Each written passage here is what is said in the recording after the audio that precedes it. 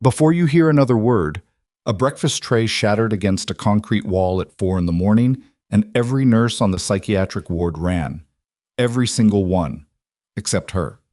She walked toward the 6'2" former Special Forces soldier who had just thrown it, who hadn't slept in 11 days, who had stopped trusting the world entirely, and she whispered two words that nobody in that hospital understood. He stopped. He sat down. And that was the moment the most dangerous people in the building realized she was a problem they hadn't planned for. If this is your first time here, hit that subscribe button right now. Because the stories on this channel don't just entertain you, they will stay with you. Tap the like button if you're already feeling this one, and drop a comment below telling me what city and country you're watching from. I want to see exactly how far this story travels. Now stay with me, because what happens to this woman over the next 5 days will make your hands shake. The psychiatric ward at Harwick Veterans Medical Center operated on a particular kind of silence.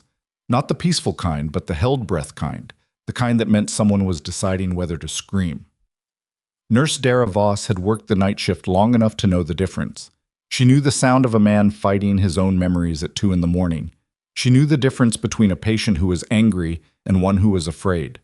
She also knew, walking into the handoff at 5:47 a.m. on a Tuesday in late October, that the morning was already wrong. The charge nurse at the station, a heavy-set man named Gerald Pruitt, who had worked the ward for 9 years and treated probationary nurses like temporary furniture, didn't look up when Dara came through the security door. He was writing something, pressing hard enough into the paper that the pen scratched audibly. "Room 12's been up since 3, he said. "Don't go in there alone." "Is he medicated?"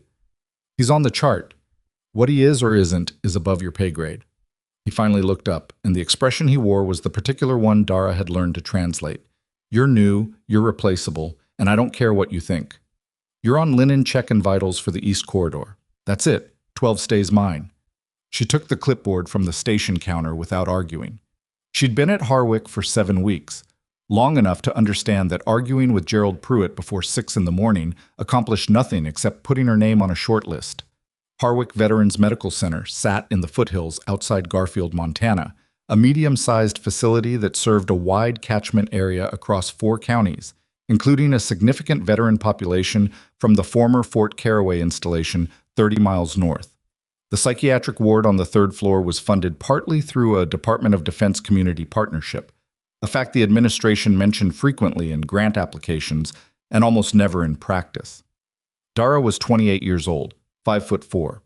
Brown hair she kept in a low bun because the ward got physical sometimes and she didn't want a patient grabbing it. She wore no jewelry, kept her badge clipped to her left shoulder, and had learned in her first week that the other nurses assumed she was a new grad, based on nothing except how quietly she moved through the hall and how rarely she volunteered her opinion in staff meetings. None of them knew she'd spent 4 years as an Army combat medic. None of them knew she'd served 2 rotations in places with names she still wasn't allowed to use in civilian conversation. None of them knew she'd held a man's artery closed with her bare fingers for 22 minutes in the back of a moving vehicle while a firefight happened outside the doors. She hadn't told them because she hadn't been asked. And because in her experience, the moment you told people something like that, they either didn't believe you or they started expecting you to be someone you weren't anymore. She did the vitals on the East Corridor. She checked the linen supply. She wrote down the numbers without incident. It was 6:12 a.m. Then something hit a wall hard enough that the fluorescent light fixture in the hallway buzzed. She heard Gerald's voice before she heard anything else. High, tight, already backing away from whatever had just happened. "Everybody clear the hall, clear the hall. I'm calling security." She was already moving. Room 12 was at the end of the corridor. The door was standing open because the crash had pushed it that way, and she could see the tray on the floor. Food everywhere, orange juice soaking into the linoleum, the tray itself dented. And in the corner of the room, not raging, not throwing anything else, just standing with his back against the wall like a man expecting to be overrun, was the patient she hadn't been allowed near. His name was on the whiteboard outside the door. Merritt Callum. The board had a red border around it, which on this ward meant behavioral risk. He was 6'2", maybe 190, with the particular stillness of someone who had been trained to stop moving when everything was going wrong. Late 30s. Dark circles under his eyes that went beyond tired into something structural, like he'd stopped sleeping as a permanent arrangement rather than a temporary problem. He wasn't looking at her. He was looking at the doorway, which was behind her. "Room," she said. He blinked. Something shifted in his face. Not recognition exactly, but attention, like a frequency had changed. "I'm going to come in," she said. "I'm not bringing anyone with me." "Where's the dog?" His voice was flat. Not a question the way normal people ask questions, more like a statement he was waiting for someone to prove wrong. "I don't know yet," she said, which was the truth. She stepped over the tray without looking down at it and stopped about 6 feet inside the room. "But I'm going to find out. Right now I'm more interested in whether you're hurt." "I'm not hurt." "Okay." She looked at his hands. No cuts from the tray, nothing broken. He was barefoot on the linoleum, and she could see the tension in his calves, the way his weight was distributed, ready to move, not to attack but to run, which was a different thing entirely. "You haven't slept. Neither have you." It surprised her enough that she almost smiled. "Night shift." "I know." He was watching her differently now. Not relaxed. She doubted Callum Merritt did relaxed, but recalibrated. "You've been on every night since Thursday. You counted." "I count things." He stopped.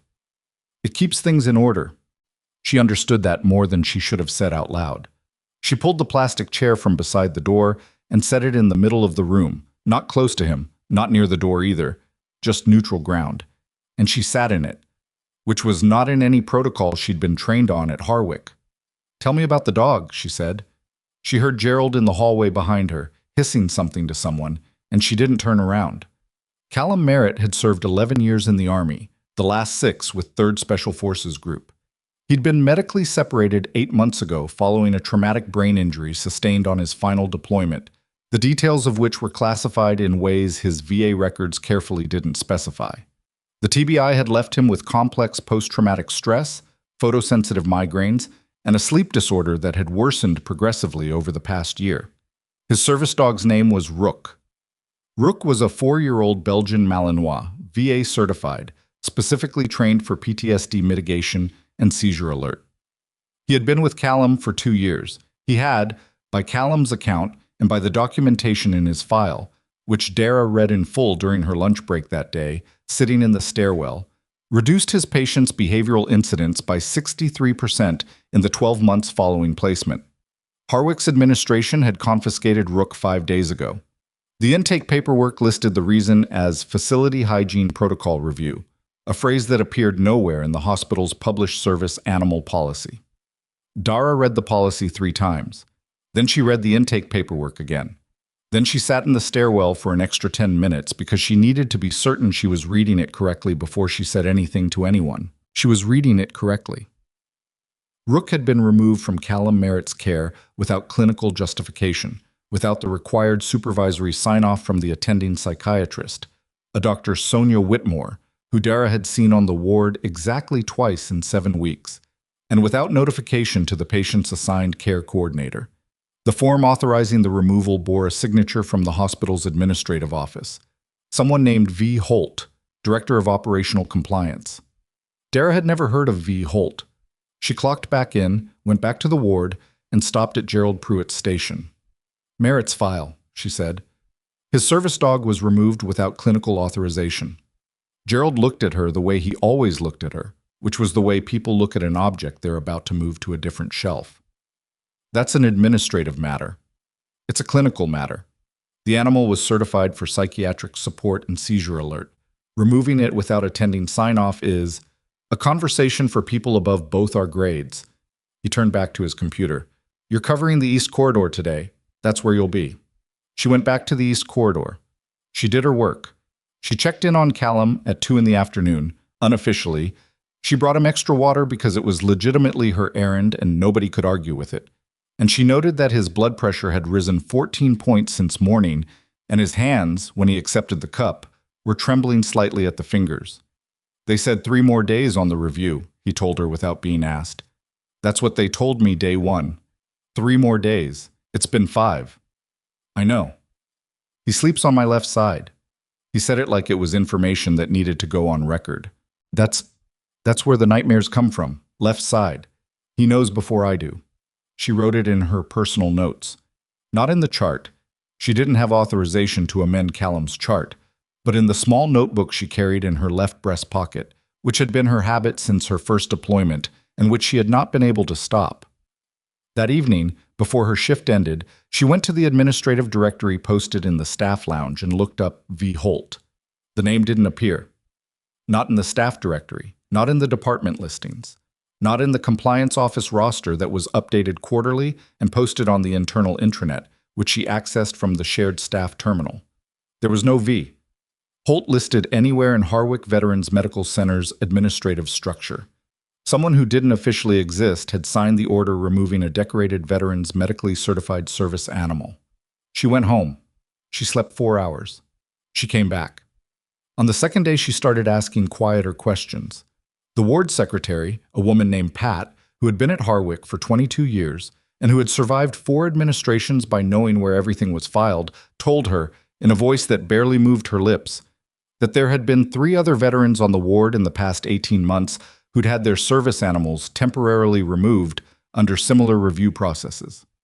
"Where are they now?" Dara asked. Pat looked at the wall above Dara's head. "Not here," she said. "Transferred?" That's the word they used. She picked up a folder and turned away, and her body language said, "That's all I'm giving you, and you should stop asking." Dara went to the medication dispensing records next. She had legitimate access to them as a floor nurse. She was pulling medications for the East Corridor she needed to cross-reference.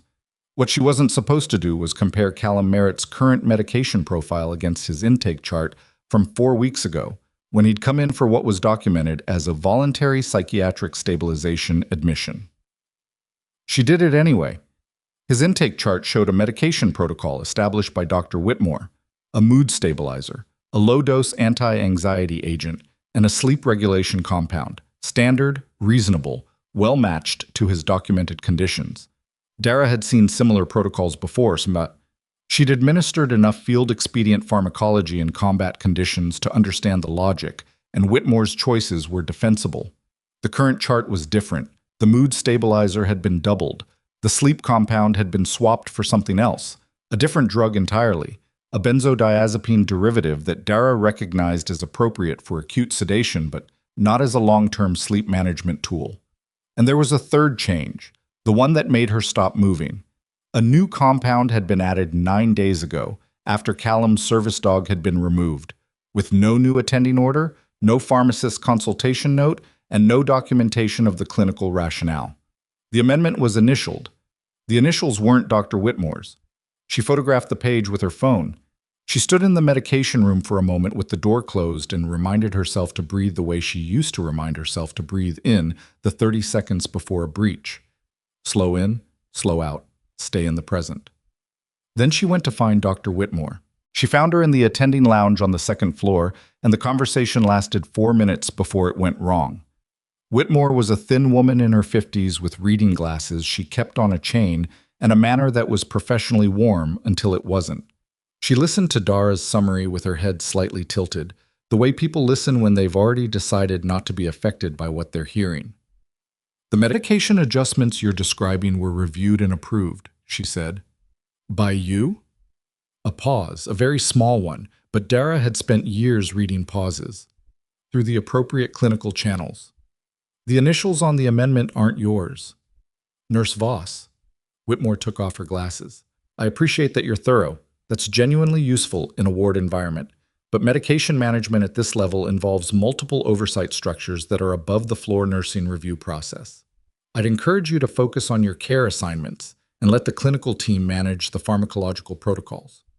He's showing signs of oversedation, and his blood pressure is elevated." "Which is documented." "Documented by who?" "I pulled the last 4 vitals entries, and 3 of them have initials I can't match to anyone on the current staff roster." Whitmore put her glasses back on. When she looked at Dara again, something had changed in her face, something that took training to identify, and what Dara identified was this. She wasn't angry. She wasn't defensive. She was afraid. "I'm going to suggest," Whitmore said carefully, "that you speak with your supervisor about your care assignments and trust the clinical process." That was the moment Dara understood she had walked into something that didn't begin with Callum Merritt. She went back to the ward. She did the rest of her shift without speaking about any of it to anyone. She noted in her personal notebook the timestamps of both the medication records she'd reviewed and the conversation with Whitmore. She noted Whitmore's exact words, as precisely as she could reconstruct them, because she had learned that precision mattered later, even when it didn't seem to matter now. At 8:15 that evening, Callum Merritt was sitting on the edge of his bed when she came to do evening vitals, and he looked worse than he had that morning. Slower, like the air around him was thicker than it should have been.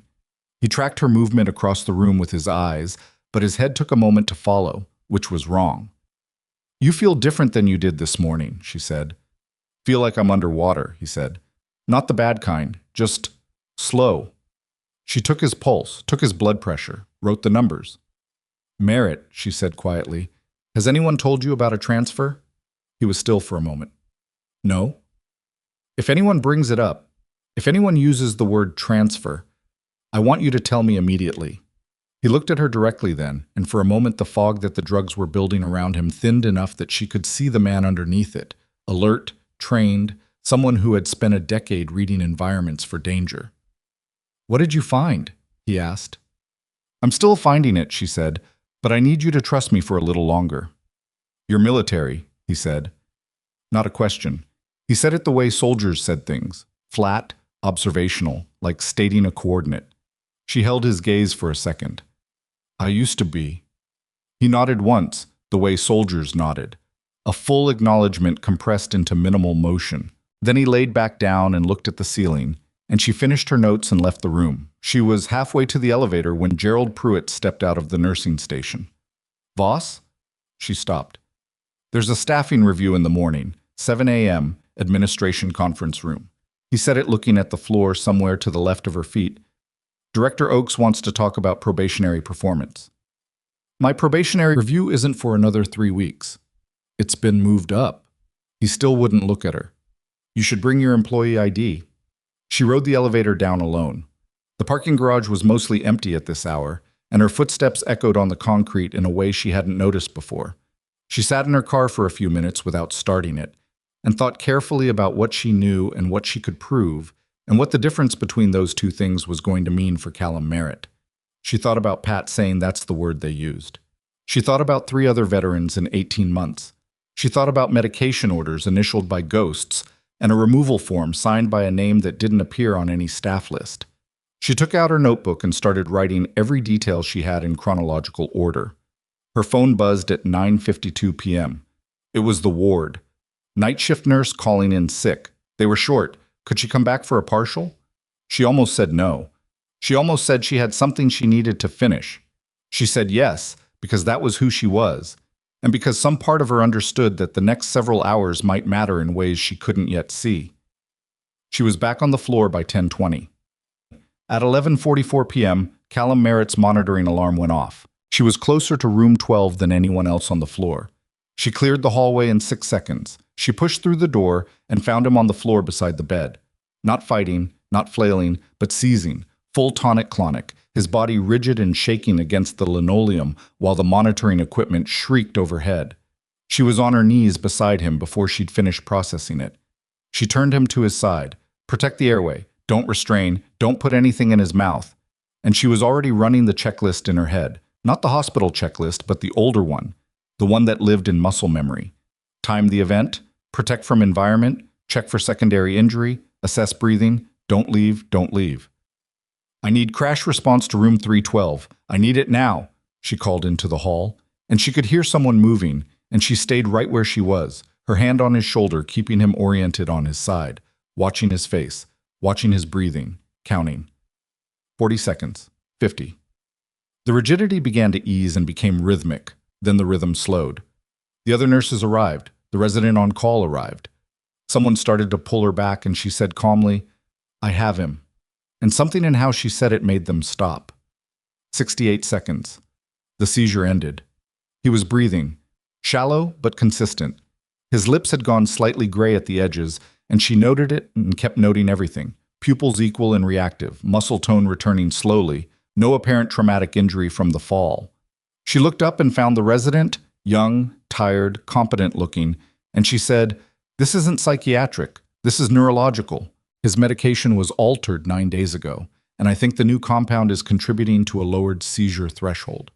I need neuro here, and I need someone to pull his current medication list and compare it against his intake protocol before anyone administers anything else." The resident blinked. "Are you the attending?" "I'm the nurse who knows what happened," she said. "Do you want to argue about titles, or do you want to help him?" The resident looked at Callum on the floor, then back at her, then made the call. From the doorway, Gerald Pruitt stood watching with his arms crossed, and his face had an expression on it that she didn't have time to interpret and didn't try to. Callum Merritt was alive. That was the number that mattered. For now. In the nursing station 40 minutes later, while the neurology team ran their assessment and the ward quieted around her, Dara sat at the computer and opened a form she hadn't opened since her third day of orientation, the one that linked to the Federal Healthcare Quality Reporting Portal. She stared at it for a long time. Then she started filling it in. She was still typing when someone knocked twice on the station window. She looked up. Dr. Sonia Whitmore was standing in the hallway, not in scrubs, in street clothes, at midnight, which meant she'd come back in. Her face was still composed, but her hands, wrapped around her own elbows in the posture of someone holding themselves together, were white at the knuckles. "Nurse Voss," she said through the glass. Dara didn't close the form. She swiveled the chair to face her. "Whatever you're filing," Whitmore said quietly, "I would ask you to think very carefully." "I've been thinking carefully. There are things in motion here that are larger than this ward." She glanced down the hallway both ways, a quick, involuntary check that looked practiced and nervous at the same time. "People who are paying attention. If you draw attention to yourself right now, you will not—" She stopped. Started again. "You are a probationary employee. You have no protection." Dara looked at her for a moment, then she looked at the screen. "Merritt had a seizure tonight," she said. "That might have killed him, and you came here at midnight not to check on him, but to ask me not to file a report." Whitmore didn't answer. "Go home, Dr. Whitmore," Dara said. She turned back to the computer. She heard Whitmore's footsteps move away down the hall, quick and uneven, like someone trying not to run. She finished the form. She attached the photograph she'd taken of the medication records. She hit submit. Then she sat back and looked at the ceiling the way Callum Merritt had looked at it earlier, and she thought about what came next, and she understood with the particular clarity of someone who has been in places where choices were irreversible that she had just made one. The quiet on the ward stretched around her, but it wasn't the held breath kind anymore. It was the kind that comes right before everything changes. The form submission confirmation sat in the corner of the screen. A reference number, a timestamp, a small green checkmark that meant nothing and everything at the same time. Dara looked at it for another few seconds, then she closed the browser window, picked up her notebook, and went back to do the rest of her shift. That was the thing nobody told you about making irreversible decisions. The world didn't pause to acknowledge them. The monitors still beeped. The floor still needed to be walked. Callum Merritt still needed someone to check his oxygen saturation every 30 minutes, while the neurology team finished their assessment and wrote their preliminary notes and went back to their own unit. She did all of it. She wrote everything down. She clocked out at 6:18 in the morning and drove home in the gray October light and sat at her kitchen table with coffee she didn't drink while the sun came up over the ridge outside her window. The staffing review was in 40 minutes. She changed her scrubs. She took the coffee to the sink and poured it out. She drove back. Director Oakes kept her waiting for 11 minutes outside the conference room, which she understood was intentional. The administrative suite on the 4th floor had carpet instead of linoleum and a particular kind of institutional quiet, muffled and self-important, that was different from the ward quiet. A receptionist offered her water twice. She declined both times. When the door finally opened, there were 3 people inside. Oakes, who ran the facility and whom Dara had seen in person exactly once before. A woman from Human Resources named Delphine somebody, with a notepad and a closed expression. And a man Dara didn't recognize, sitting slightly apart from the other 2, in a chair angled away from the table in a way that suggested he was observing rather than participating. He was wearing a suit that was nicer than anything the hospital administration usually wore, and he was perhaps 55, with the patient stillness of someone who was very comfortable watching other people be uncomfortable. Nobody introduced him. Nurse Voss, Oakes said. I was in his 60s, silver-haired, the kind of administrator who had been good at medicine once and had been translating that into institutional authority for 20 years since. He gestured at the chair across from him. Thank you for coming in. I was told it wasn't optional. A small pause. Delphine wrote something. We've had some concerns raised, Oakes said, about your conduct on the psychiatric ward, specifically regarding patient boundary protocols, unauthorized access to medication management records, and, he glanced at a paper in front of him, conduct unbecoming a probationary employee. I'd like specifics on that last one. You entered a patient's room during a behavioral incident without authorization or backup. Pruitt was calling for security. The patient de-escalated in under 2 minutes without restraints. You accessed medication records outside your care assignment. I was pulling medications for the East Corridor. The records I reviewed were relevant to patient safety. That determination isn't yours to make at your level. She held his gaze. A patient had a seizure last night. Neurological, not psychiatric. The medication changes that preceded it weren't properly authorized, and I have documentation showing that. Oakes didn't react. That was the tell. Not anger, not denial, just a practiced absence of reaction that told her he already knew. He'd known before she walked in. Your documentation, he said, was produced from records you accessed outside protocol. Then open an investigation into both and see what it finds. Delphine was writing faster now. The man in the angled chair hadn't moved, hadn't looked up from whatever he was looking at, which appeared to be his own hands. But the quality of his stillness had changed in a way Dara's nervous system registered before her conscious mind caught up with it. The way you registered a change in wind direction before you saw the trees move. Nurse Voss. Oakes set down his paper. We'd like to offer you a transition, a role in our outpatient wound care clinic, same pay grade, better hours. The veteran psych ward is a demanding environment and perhaps not the right fit for where you are in your... No, he blinked. I'm not transferring. If you're terminating me, I'd like that in writing with the specific cause documented. She kept her voice level. She'd had conversations like this before, in different rooms, with different people holding different authority, and the thing she'd learned was that the moment you let your voice tell them they'd gotten to you, you'd lost the only thing you had. If you're not terminating me, I'll be back on shift tonight. The silence in the room lasted long enough that the HVAC system above the ceiling tiles was audible. We'll be in touch, Oakes said. She stood. She looked once, just once, directly, at the man in the angled chair. He looked back at her. His face gave nothing. She left. She made it to the stairwell before her hands started shaking, and she pressed them flat against the concrete wall and stood there until they stopped, which took longer than she would have liked and less time than she'd expected. Then she went down 2 flights and back to the ward. Gerald Pruitt was waiting at the nursing station. He didn't say anything. He handed her the East Corridor assignment sheet without making eye contact and walked away. And she understood that whatever had been decided in that room upstairs had not yet become official, which meant she still had time. And time was the only resource that mattered now. Callum Merritt was sitting up when she came in for morning vitals. The neurology team had left a preliminary note in his chart. She wasn't supposed to have seen it, technically, but the resident had left the tablet unlocked on the bedside table, and the chart was open and she was a nurse in a patient's room, so she read it. The note used phrases like medication-induced lowered threshold and recommend immediate pharmacological review and pending toxicology. It was carefully worded. It was also, she noted, addressed to the attending psychiatrist, not to the administrative office. You're still here, Callum said. Still here. I heard them talking last night, after. He looked at the window, not at her. Morning light was doing something complicated through the curtains. 2 of the nurses. They said you called for neuro. I did. They didn't sound happy about it. They'll survive. She checked his blood pressure. It was lower than yesterday. Better, but still elevated. How's the underwater feeling? He considered this seriously, like it was a navigation question. Shallower. I can see the surface. Good. She wrote it down. She meant to leave the notation at that and move on, but something in the way he was sitting, careful, contained, holding himself very precisely, made her stop. Merritt. I submitted a report last night.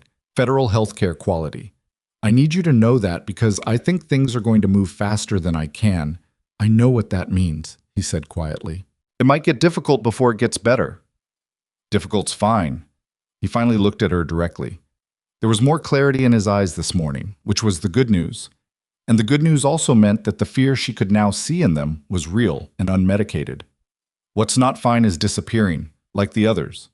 She went still. What others? It wasn't quite a question, because Pat had used that word, and because the chart had had 3 names before his, and because she'd been building a picture she hadn't let herself fully assemble yet. Before I came in, he said, I was in contact with 2 other guys, same unit, different years. Both came through here. One was, his name was Ferris. Stuart Ferris. He had some behavioral stuff after his separation, similar to mine. He was in here about 8 months ago. He paused. I called his sister 2 weeks after he was supposedly transferred. She didn't know where he was. He wasn't at the facility they said he'd gone to. She'd been calling for 6 weeks. Dara sat down in the chair, not because she needed to, because the room needed her to stop moving while she processed this. You told someone, she said. I told 3 people before I came in voluntarily. The word voluntarily had weight on it, the kind that meant he was no longer completely sure it had been voluntary. A VSO rep, my own VA contact, and a private attorney. The VSO rep stopped returning my calls 2 days after admission. The VA contact got reassigned. The attorney, he stopped. His jaw tightened. The attorney told me last week that he'd been advised by his firm to withdraw from any veteran psychiatric matters pending new compliance guidance. He didn't say from who. She looked at him for a long moment. Tell me everything you remember about Ferris, she said. And the other one. All of it. She spent 40 minutes in that room and she used the voice recorder on her phone because her hand couldn't write fast enough and because she'd learned in the field that the detail you thought didn't matter was almost always the detail that mattered most. What Callum gave her was a thread. Stuart Ferris, formerly of a Special Operations Support Battalion, behavioral admission at Harwick, documented transfer to a facility called Crestline Recovery Center in western Montana, a facility that, when Dara looked it up during her break, had a functioning website, a phone number that went to a generic voicemail, and no listing in any state mental health licensing database. The second man's name was Delgado. Marcus Delgado, former ranger, same timeline, same pathway. Gone. She ate her lunch standing at the medication room counter and searched for Crestline Recovery Center's licensing record. Nothing. She searched the Montana DPHHS provider registry. Nothing. She searched for the address listed on the website and found a commercial property in a town called Reuter Falls, population 1,200, 40 miles from the nearest hospital, that was registered to a holding company out of Delaware. She took a photograph of everything on her screen. At 2 in the afternoon, Gerald Pruitt found her in the hallway. You've got a visitor, he said. Administration conference, ground floor. I'm on shift. Rearranged. He said it to the wall. Morrison's covering your corridor. She went downstairs. The man from the morning meeting was alone in a small conference room she hadn't been in before. The suit, the stillness, the chair angled just slightly away from the table, same as before, like he'd requested the chair be moved before she arrived. He didn't offer a name. You submitted a federal report last night, he said. Not a question. I did. Describe what you reported. I'd rather not summarize it for someone who hasn't introduced himself. Something moved in his face that wasn't quite a smile. You can call me Reston. Is that your name?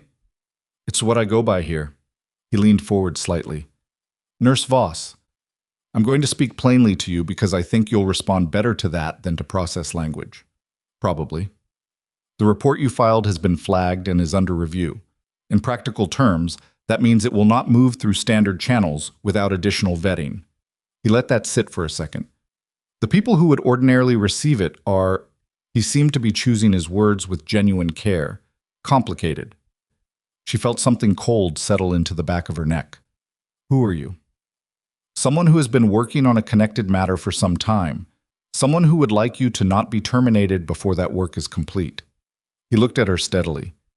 You are going to be offered termination tomorrow morning. I'm telling you this because I want you to understand that accepting it quietly is the wrong choice, and fighting it through internal channels is also the wrong choice. Then what's the right choice? Keep working. Keep documenting.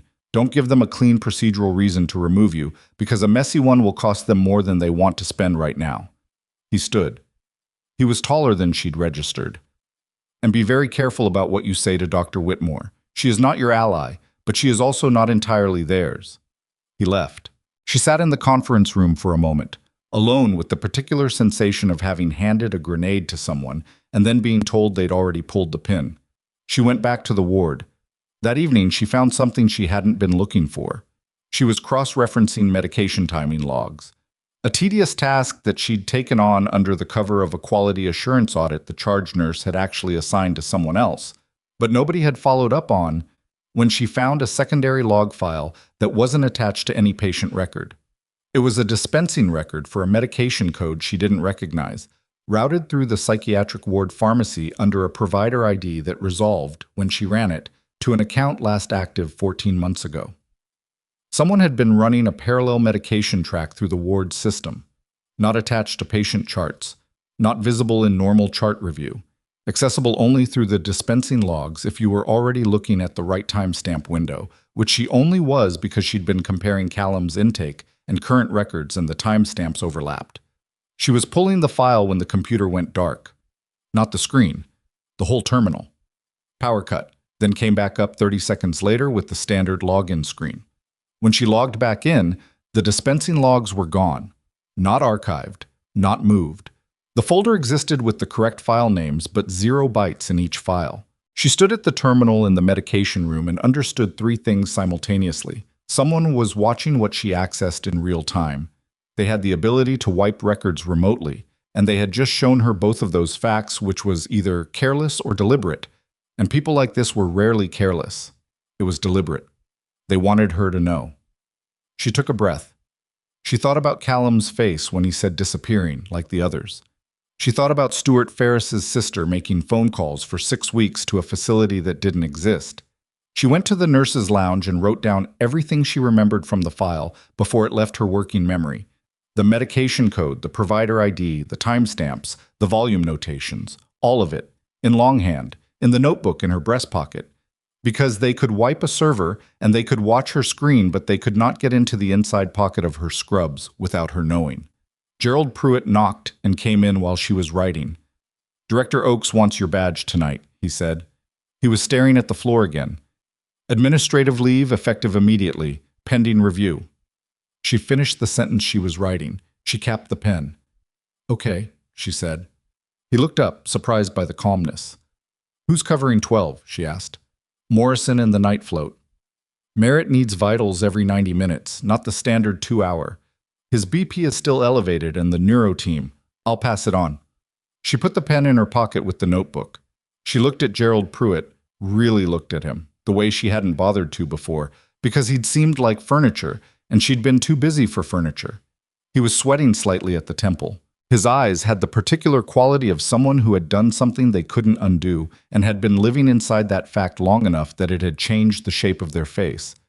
"Pruitt," she said not unkindly, "whatever they told you this was, whatever reason they gave you for why this was okay, I'd think about that tonight." He didn't answer. He left first. She handed her badge to the receptionist at the nursing station, signed the administrative leave acknowledgement form, without reading it, because she'd already photographed the blank template 3 weeks ago and knew what it said, and walked to the elevator. In the lobby, she pushed through the main doors into the cold Montana night, and the air hit her face and she stood on the steps for a moment and let it. Her phone buzzed. Text message, unknown number, "Don't go home tonight." She stared at it. A second message arrived before she could respond to the first. "They need you gone. Not just from the building." She stood on the steps of Harwick Veterans Medical Center in the dark and felt the particular quality of a situation that had moved past the point where caution was a real option. She'd been in terrain like this before.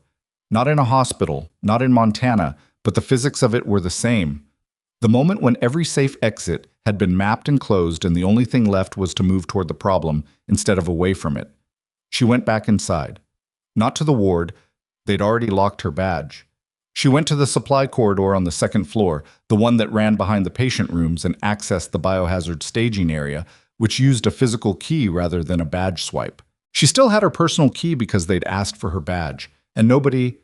in the small administrative panic of the last 20 minutes, had thought to ask for the key. She went to the second floor. She went through the supply corridor. She counted doors. She was looking for the records room, the physical records room, old files, paper charts from patients who'd been discharged or transferred, because whatever they'd wiped from the server tonight, they couldn't wipe paper. She found the room. The lock was the old tumbler type, and she stood in front of it for 3 seconds weighing the implications of what she was about to do, and then she did it anyway, because Stuart Ferris had a sister who didn't know where he was. The files were organized by year and then alphabetically. She found the section for the prior year's psychiatric discharges, and she started at the F's. Ferris, Stewart, admitted, discharged. Transfer documentation. She pulled it. The transfer paperwork was there. Signed, dated, proper forms, proper signatures. Dr. Whitmore on the clinical side. A facilities coordinator signature on the administrative. The destination facility, Crestline Recovery Center. But stapled behind it, presumably by someone who'd been building their own record without telling anyone, was a single sheet of paper. A printed email, time-stamped 11 months ago. She read it twice. It was an internal message from the administrative office to a distribution list she didn't recognize, referencing Ferris by patient ID rather than name, with the subject line, asset cleared for secondary transfer. Not patient, not client. Asset. The term of art used was secondary transfer. She photographed it. She photographed every page of Ferris's file. She put it back exactly as she'd found it.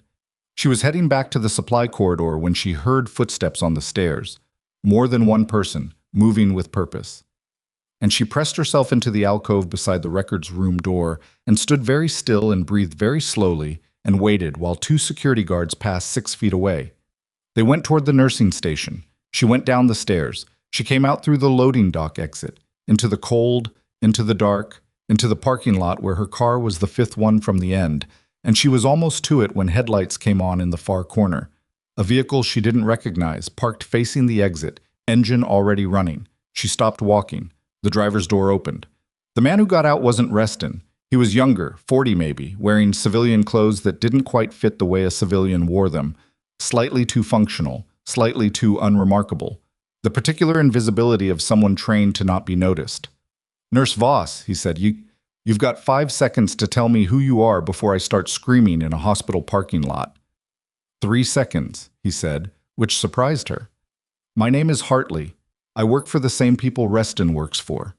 And we have a problem that became our problem about 40 minutes ago when someone ran an active wipe on the 3rd floor pharmacy server." She looked at him. The car. The running engine. "What kind of people?" she said. "The kind that have been building a federal case for 17 months. He held something out.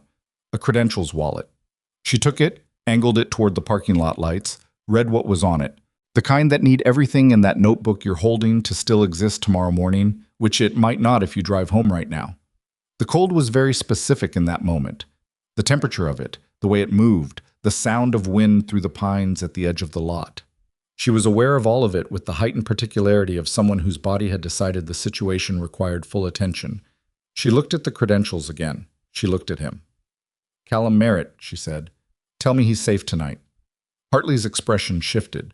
"Not much, but enough. That's actually the other part of the problem," he said, "and why we need to move." The words landed in her chest like a stone into cold water. "What happened?" she said, and her voice was flat and immediate, the way it got when she was past the point of preparing herself and already inside the emergency. "He's not in his room," Hartley said. "He was there at 2200. When Morrison went in at 2245, the bed was empty. No sign of struggle. His chart has a new transfer order, time-stamped 20 minutes ago, signed by an attending whose credentials we can't verify." She was already moving toward the car. "Where?" she said. "That's what we don't know yet." She got in. She pulled the door closed. The parking lot of Harwick Veterans Medical Center receded in the side mirror, all lit windows and ordinary institutional geometry. And she sat with the notebook in her lap, and the photographs on her phone, and the cold certainty that whatever she had set in motion by hitting submit on that federal form the night before, it had not stopped anything. It had made something faster. Hartley drove like someone who had done a lot of driving in situations where speed and visibility were in direct opposition, fast enough to matter, slow enough not to announce it. He took the first 3 turns without headlights, which told Dara something about both his training and the seriousness of what he'd said in the parking lot, and she sat with the notebook in her lap and her phone in her hand and let herself understand the situation fully before she opened her mouth. Callum Merritt was gone, not escaped, not transferred through any legitimate channel, gone in the way that Stuart Ferris had gone, and Marcus Delgado, and however many others were in files she hadn't reached yet, the kind of gone that had a destination nobody was supposed to be able to find. "Tell me about the transfer order," she said. "Timestamp 2222. Printed from the administrative office system, 3rd floor. Attending signature we've been trying to run down for the past 20 minutes. The credentials don't resolve to a current licensed physician in Montana or any of the 4 adjacent states." Hartley kept his eyes forward. "It was in his chart when Morrison went in. Physical paper, not electronic. Somebody walked it onto the ward." "Who had access to the ward at that hour?" "That's a long list. Housekeeping, pharmacy, any staff with a badge, any visitor who got buzzed in before 2200. She looked at the dark road. They were heading north, away from Garfield, away from the highway, into the foothills where the trees came down close to the asphalt and the streetlights stopped. "Where are we going?" "Safe location, about 12 minutes. Reston." "We'll be there, yes." She looked out the window and thought about Callum's face when he'd said disappearing, like the others, and the particular quality of fear in it. Not the panic of someone imagining a worst case, but the focused, specific fear of someone who had already assessed the evidence and reached a conclusion. He'd known. He'd been trying to tell her, and she'd been telling him to hold on a little longer. The safe location turned out to be a Forest Service access road, and, at the end of it, a prefab structure that had probably been a ranger station at some point and was now, based on the antenna array on the roof and the 2 additional vehicles parked beside it and the generator running around the back, something else entirely. The lights inside were on, but the windows were covered. Reston was standing outside when they pulled up. In the cold, without the suit jacket, he looked both more human and more tired. "You found her," he said. "She was already leaving," Hartley said. Reston looked at Dara. "Come inside." The interior was one large room that had been converted into something between an operations center and a filing disaster. 2 folding tables pushed together, 3 laptops, a printer, a tactical board on the far wall, covered in photographs and document printouts, connected by lines in 3 colors.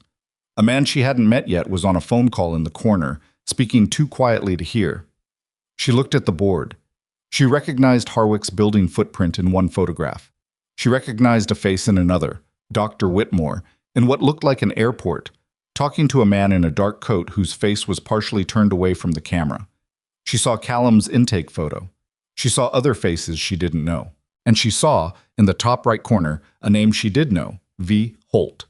Not a ghost, it turned out, a real person, a photograph of a real person, a woman, early 60s, in what looked like a corporate lobby, carrying a bag that cost more than Dara's monthly rent. "Sit down," Reston said. "Tell me where Callum Merritt is first." "We don't know yet. That's the honest answer." He pulled a chair toward her without sitting himself. "What we know is that Crestline Recovery Center is a shell. It doesn't operate as a care facility. The property in Reuter Falls is a transit point. We believe patients are moved through there within 24 hours of arrival and transported to a secondary location we haven't pinned down yet." "Patients," she said, "or assets." Reston went still. She reached into her scrub pocket and put the photograph of the email on the table in front of him. The Ferris transfer. Asset cleared for secondary transfer. He looked at it without touching it, and his expression did something careful. "Where did you get this?" he said. "Physical records room, 2nd floor. Ferris, Stewart, filed under last year's psychiatric discharges." She sat down finally, because her legs were making a reasonable case for it. "There's more in that file. I photographed everything." Reston looked at Hartley. Hartley looked at the man in the corner, who had ended his phone call and was now watching her with the focused attention of someone recalibrating something. "The email," Reston said slowly, "is from a distribution list we've been trying to source for 11 months. We knew it existed. We had metadata, timestamps, a server routing signature, but no content, not a single line. Now you have content. Now we have content." He finally sat. "Nurse Voss, I'm going to tell you more than I intended to tonight, Because what you just put on this table changes the calculus significantly. He laced his hands together. 17 months ago, a federal investigative team, not law enforcement, not military, something that operates in the space between, began looking into irregular discharges from veteran psychiatric facilities across 6 states. The pattern was specific. Special operations veterans with classified operational backgrounds, admitted voluntarily or involuntarily for behavioral health, discharged or transferred within 30 to 60 days to facilities that didn't appear in state licensing databases. The men stopped being reachable.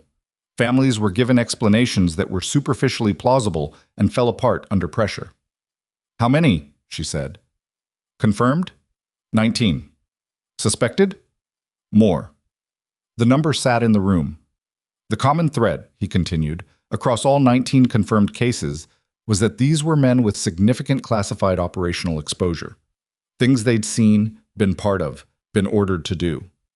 Things that, if they became publicly coherent and legally documented, through a veteran's disability claim, through a legal proceeding, through a journalist, would create significant problems for certain contractors who received significant defense spending. They weren't being treated, Dara said. They were being silenced, being rendered unreliable witnesses, permanently. He let that land.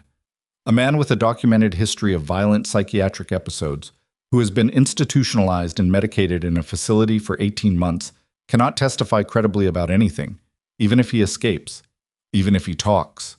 She thought about the medication changes, the doubled stabilizer, the benzodiazepine, the unidentified compound added 9 days in. She thought about the underwater feeling Callum had described, and the lag between his eyes moving and his head following. "The medication protocol," she said. "It wasn't just sedation." Reston looked at the man in the corner. "We believe," the man said.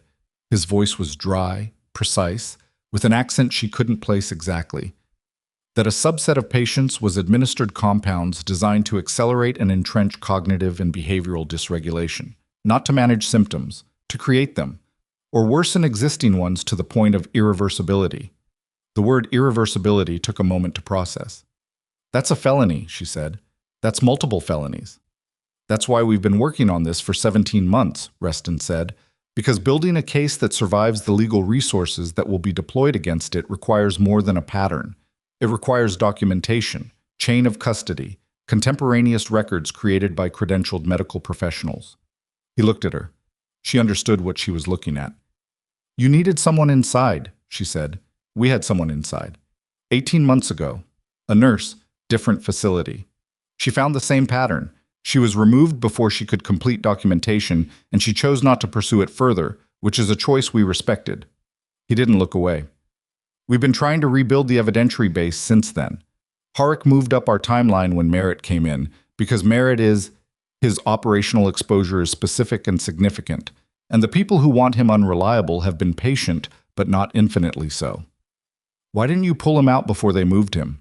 Because pulling him out requires probable cause and a legal instrument, and the legal instrument requires evidence. And the evidence?" He looked at her phone.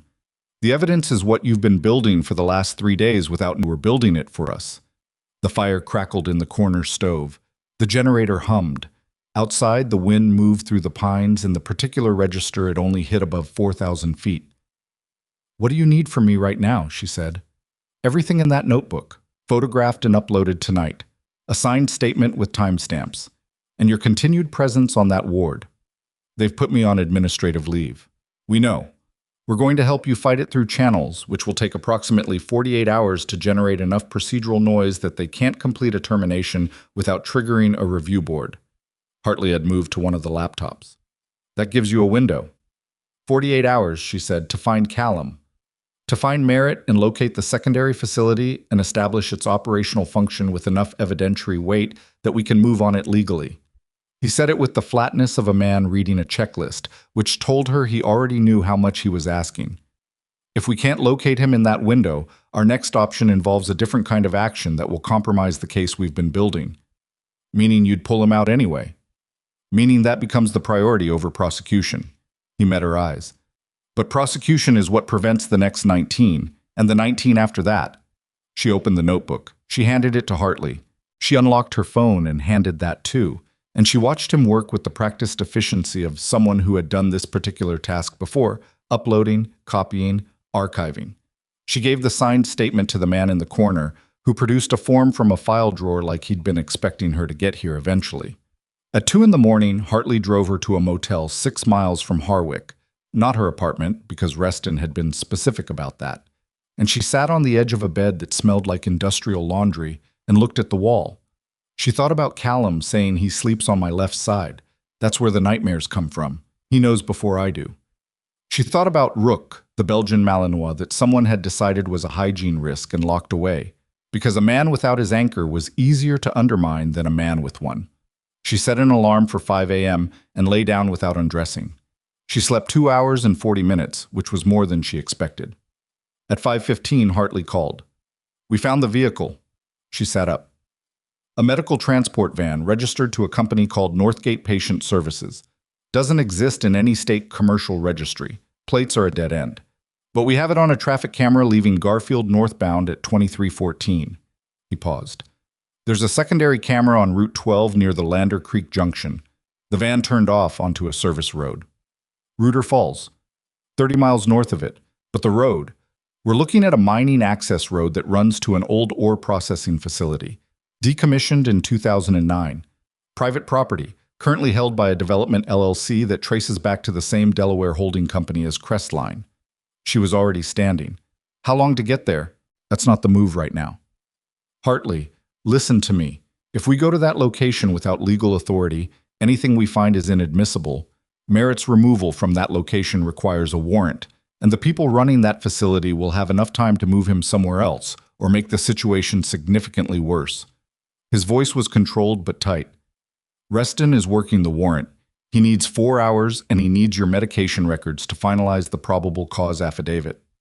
I gave you the records. The original documentation, the hard copy from the records room. We need it logged through an evidence chain before a judge will touch it. He paused. We need you to go back inside. The motel room was very quiet for a moment. They've pulled my badge, she said. Your administrative leave is technically a suspension pending review, not a termination. You have a legal right to be on hospital grounds during business hours for the purpose of appealing the action. HR opens at 8. It's 5:15. You have 2 hours and 45 minutes. He said it without irony. She went to the bathroom. She washed her face with cold water and looked at herself in the mirror for a moment. The particular look of someone who had been awake too long and had stopped pretending that rest was coming. She looked fine. She'd looked worse in worse places. She thought about the records room, Ferris's file, the paper email. She'd photographed it, but Hartley had said original documentation, chain of custody. A judge needed the physical paper, needed to know it hadn't been altered, needed a credentialed witness to its location and condition, which meant she needed to get back into the records room. At 7:58, she walked through the main entrance of Harwick Veterans Medical Center in her civilian clothes. Not scrubs, because she wasn't presenting as on shift, and went directly to the HR office, which was in a suite off the main lobby, and which she'd walked past 40 times without ever going in. The HR coordinator was a woman in her 40s named Sandra, who had clearly been told to expect her, based on the slight flattening of her expression when Dara gave her name. I'm here to formally request a review hearing regarding my administrative suspension, Dara said, and she kept her voice in the same register she'd have used requesting a medication refill. Matter of fact, neither aggressive nor apologetic. I'd like the form, and I'd like a copy of the suspension documentation including the specific behavioral grounds cited. Sandra produced both with the mechanical efficiency of someone executing a process they'd been instructed to offer but not facilitate. Review hearings are scheduled within 5 to 10 business days, Sandra said. I'd like to request expedited review given that I have patient safety concerns that are time-sensitive. That request goes to the director's office. Then I'll wait to speak with the director's office. She sat down in the chair against the wall. I have nowhere else to be this morning. Sandra looked at her. Dara looked at the wall calendar above Sandra's desk and thought about the service road north of Garfield and Callum Merritt in a decommissioned ore processing facility and the fact that every minute she sat in this chair was a minute of that 4-hour warrant window. She sat there for 43 minutes. At 8:41, she was allowed into a meeting with a deputy administrator named Phillips, who was not Oakes, and who had clearly been given minimal briefing on what specifically he was managing. He was in his late 30s and uncomfortable in the way of someone who had been handed a problem they hadn't caused and didn't understand. "Nurse Voss," he said, "I understand you want to discuss your suspension. I want to access my personal property that's in the staff locker room, and I want the formal grounds of my suspension in writing before close of business today." She put the HR form on his desk. "Those are both things I'm legally entitled to request. The grounds, in writing, with specific behavioral incidents cited, dates and times, names of witnesses." She kept her voice neutral. "That's standard HR procedure for any disciplinary action." He looked at the form. He picked up his phone and called someone and spoke too quietly for her to hear. She used that time to look at his desk and identify the security badge sitting in the corner near his monitor. His own badge, the kind that accessed general administrative areas, sitting loose near a pen holder. She shouldn't. She thought about Stuart Ferris, his sister calling for 6 weeks. Phillips put down his phone. "I'll have formal documentation ready by noon." "I appreciate that. Can someone escort me to the staff locker room? My personal stethoscope is there, and I need it." He called someone for the escort. The escort was a security officer named Devin, who was 23 and distracted by his phone, and who waited in the hallway outside the women's locker room while she went in. She retrieved her stethoscope, which was genuinely there, which she genuinely needed, and while she was at her locker, she found, in her coat pocket, the physical key to the supply corridor on the second floor, which she'd completely forgotten she hadn't returned. She stood in the locker room and looked at it. She went back to the hallway. She told Devin she wanted to get a cup of coffee from the second-floor vending area. Devin, who had not been given specific instructions beyond escort her to her locker and back, said sure. The vending area was 50 feet from the supply corridor entrance. She gave Devin her coffee order and her money and asked him if he could grab it for her because she had something in her eye, which was a stupid cover, and she knew it, but it bought her 30 seconds, and 30 seconds was enough. The records room was where she'd left it. Ferris's file was where she'd left it.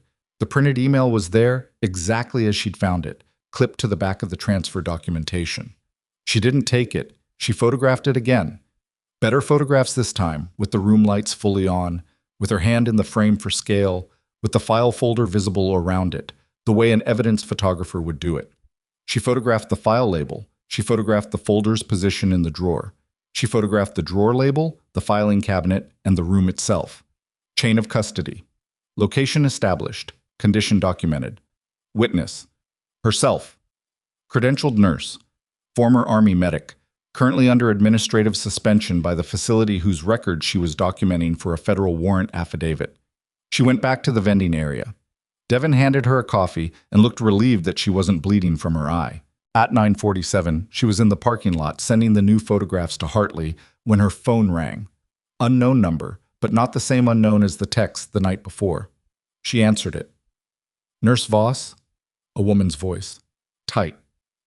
"This is Whitmore." Dara stopped walking. "I need to speak with you," Whitmore said. "Not at the hospital, not by phone." "Tell me something true first," Dara said. A long pause. The wind moved through the parking lot with a sound like something deciding. "Callum Merritt is alive," Whitmore said. "As of 11 p.m. last night. I know because I was told." Her voice had something in it that Dara had heard in other voices in other circumstances. The particular quality of a person who had been living with a thing they'd done and had finally run out of room for it.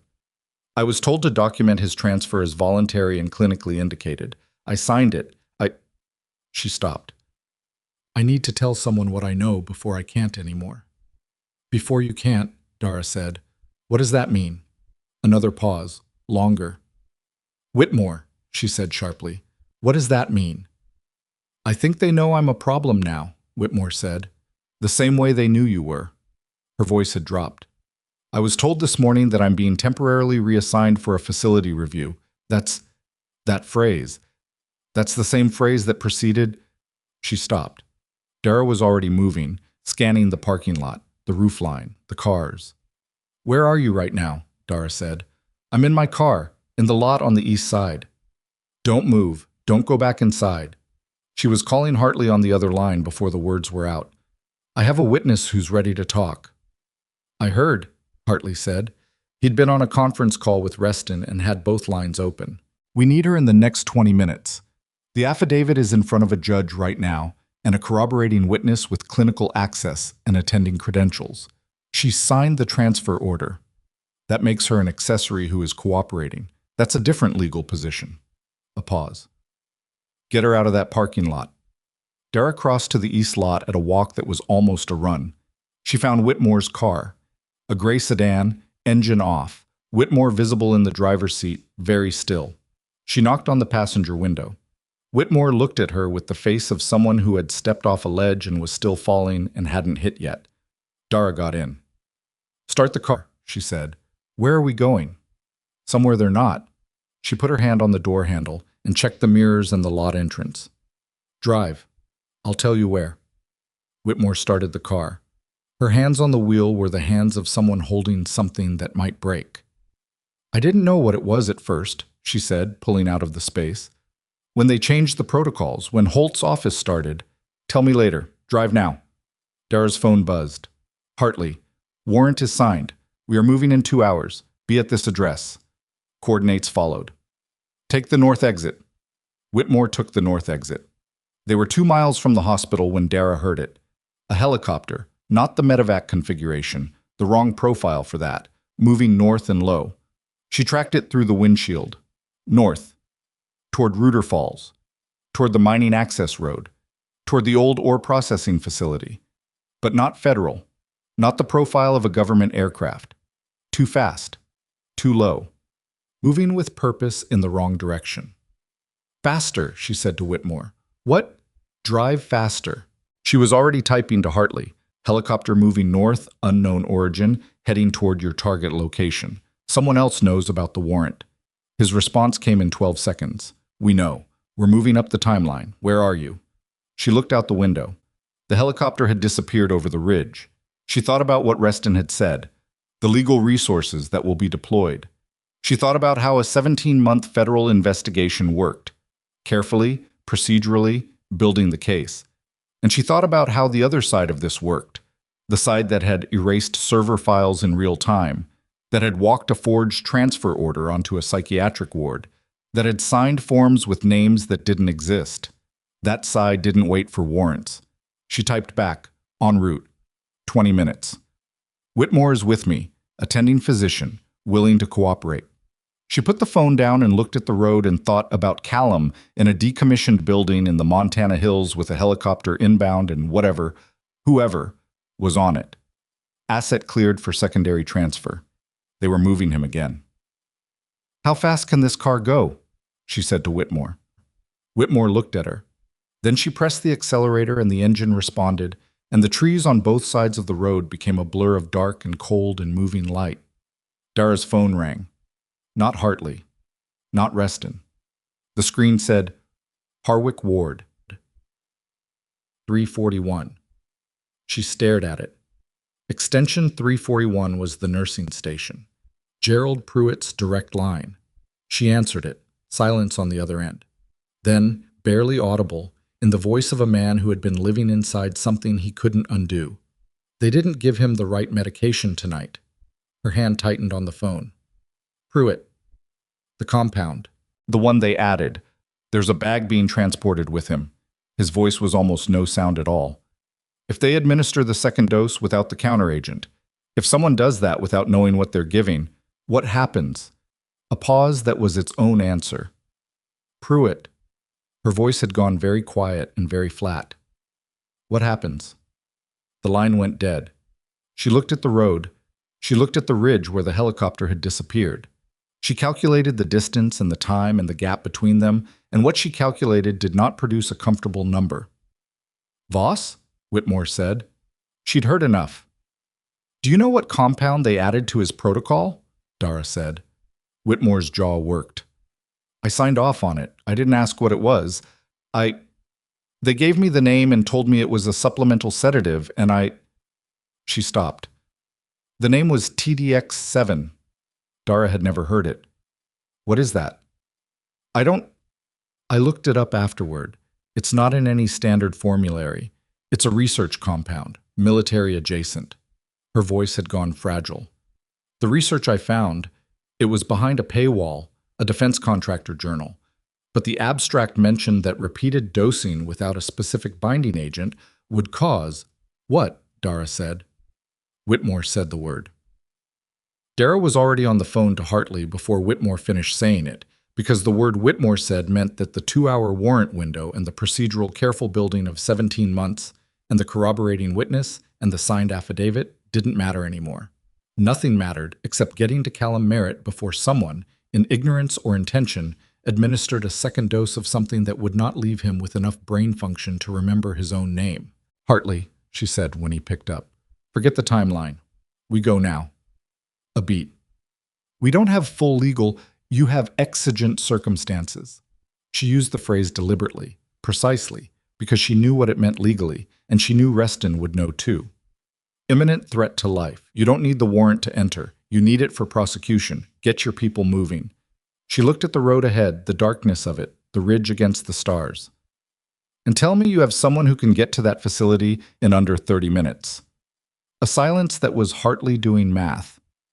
I have someone at 16 minutes, he said, and his voice had changed, the administrative layer gone, something underneath it that was quieter and more precise. But Voss? What? The helicopter we tracked landed 14 minutes ago. Another pause. And we just lost the signal from the GPS unit we placed on Merritt's transport van 3 weeks ago when we first started watching this facility. She held the phone and looked at the road. Lost it how? She said. Jammed, he said. Actively jammed, which means whoever's on that helicopter brought equipment, which means this isn't a routine secondary transfer. His voice was flat and careful in the way of someone choosing their next words with full understanding of their weight. Voss, someone on that helicopter is not there to move him. The car moved through the dark. The ridge held the sky above it, star-sharp and indifferent. And somewhere in the hills beyond it, in a building that wasn't supposed to exist, Callum Merritt was running out of time in a way that had nothing to do with a warrant or a federal case or 17 months of careful procedural justice. Hartley's 16 minutes turned out to be 13, which Dara learned later meant he'd been closer to the facility than he'd told her, which meant he'd been watching it already, which meant the exigent circumstances declaration wasn't the improvisation it had felt like in the car. It was the thing they'd been waiting for permission to use. She didn't have time to be annoyed about that. She didn't have time for anything except the road and the math, and Whitmore's voice still in her ears saying the word that meant irreversible. What's the counteragent? She said to Whitmore. Whitmore was gripping the wheel with both hands, eyes fixed forward.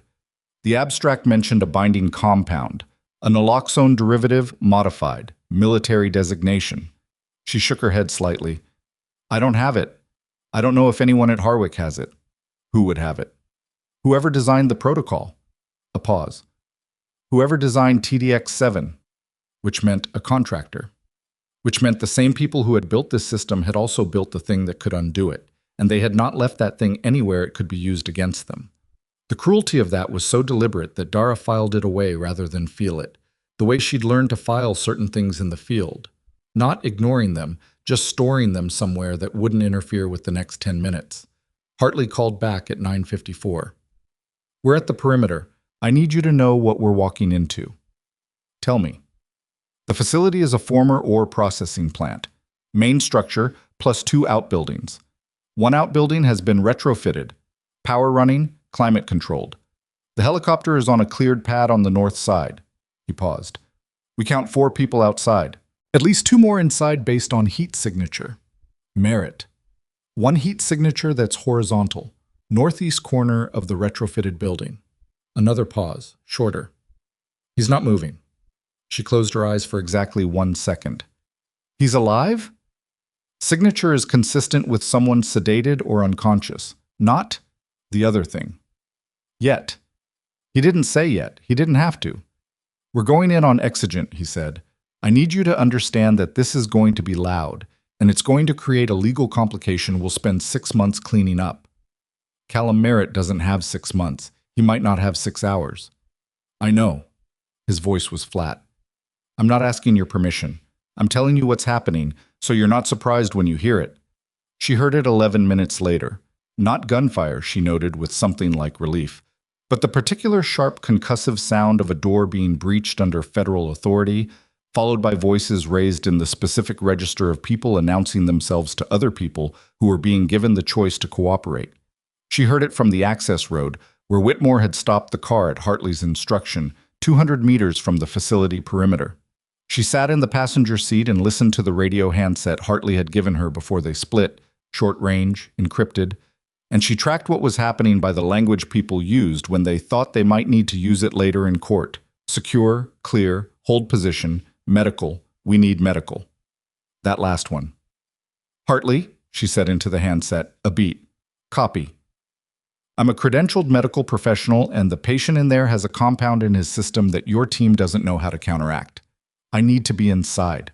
A longer beat. She could hear him thinking. Come to the east entrance, he said. Don't run. Walk. She walked. The facility up close was exactly what it had been described as. Industrial, functional, stripped of any identity that wasn't utilitarian.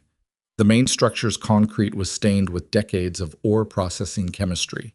The outbuilding they'd retrofitted was newer inside than outside, which she registered as she came through the east entrance past two agents she didn't recognize, who looked at her credentials and then at each other, and then stepped aside.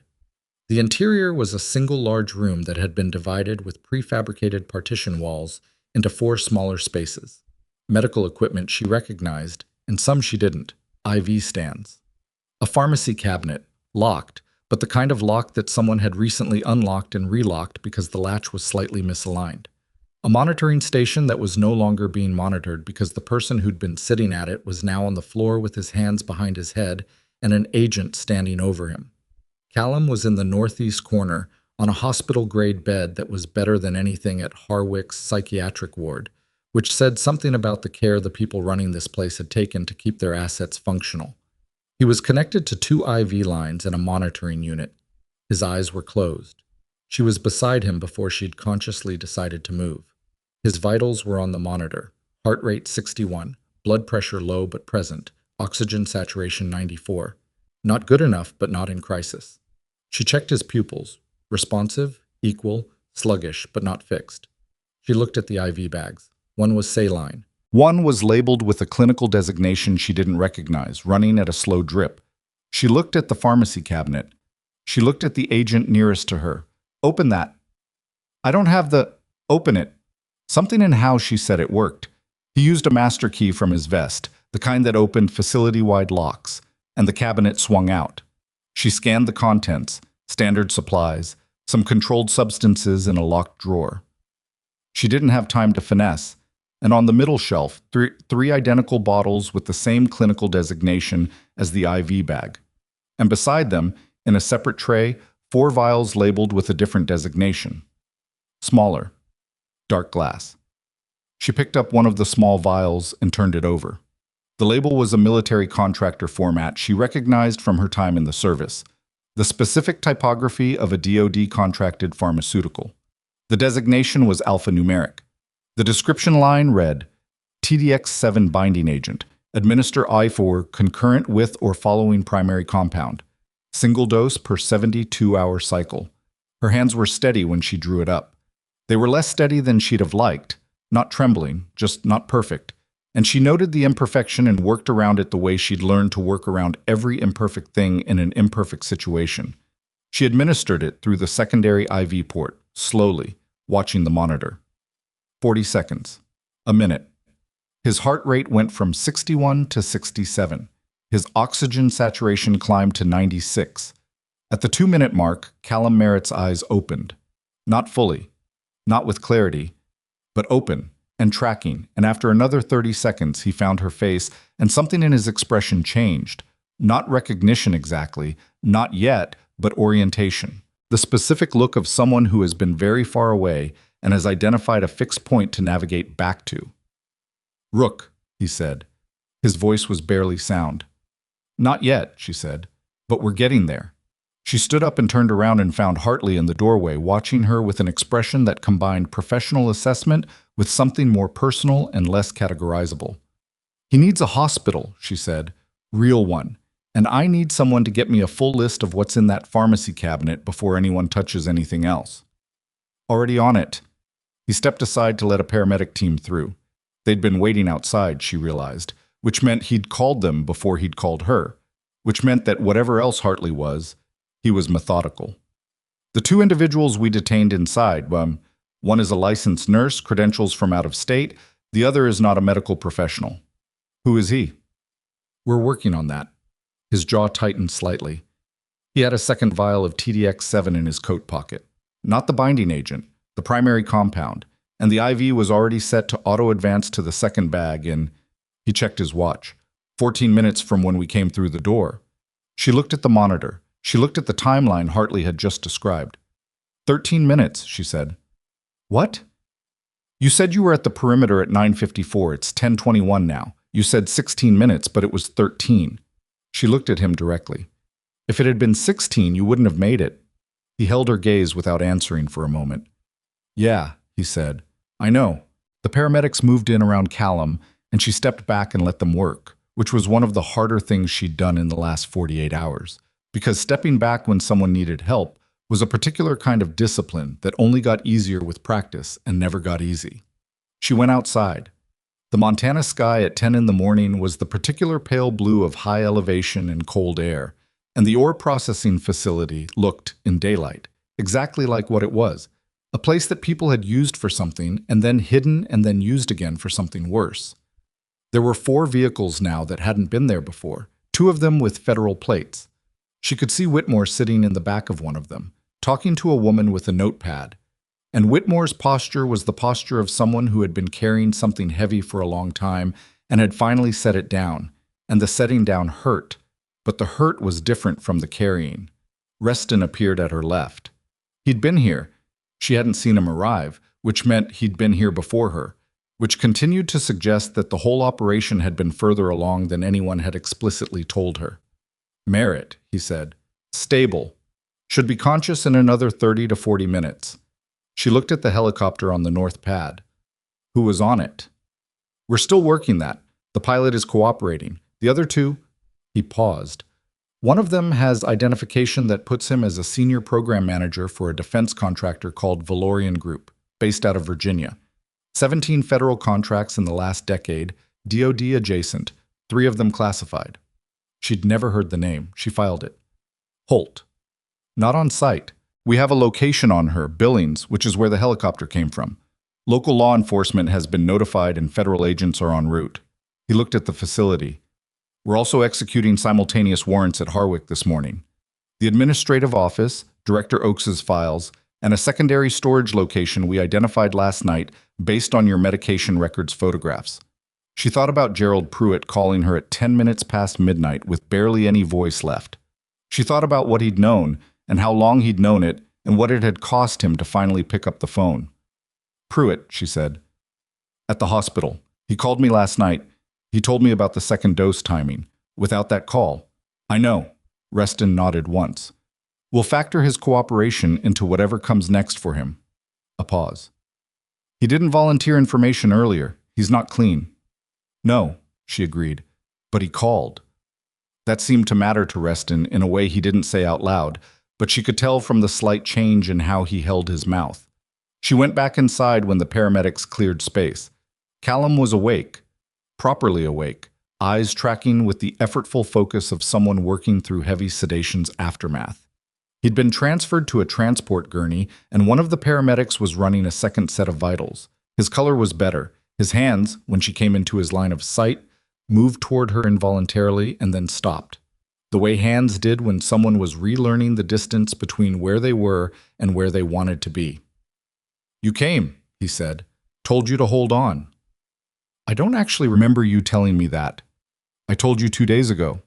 He processed this. How long was I? About 11 hours from the time they moved you. She checked the monitor herself out of habit. How's your head?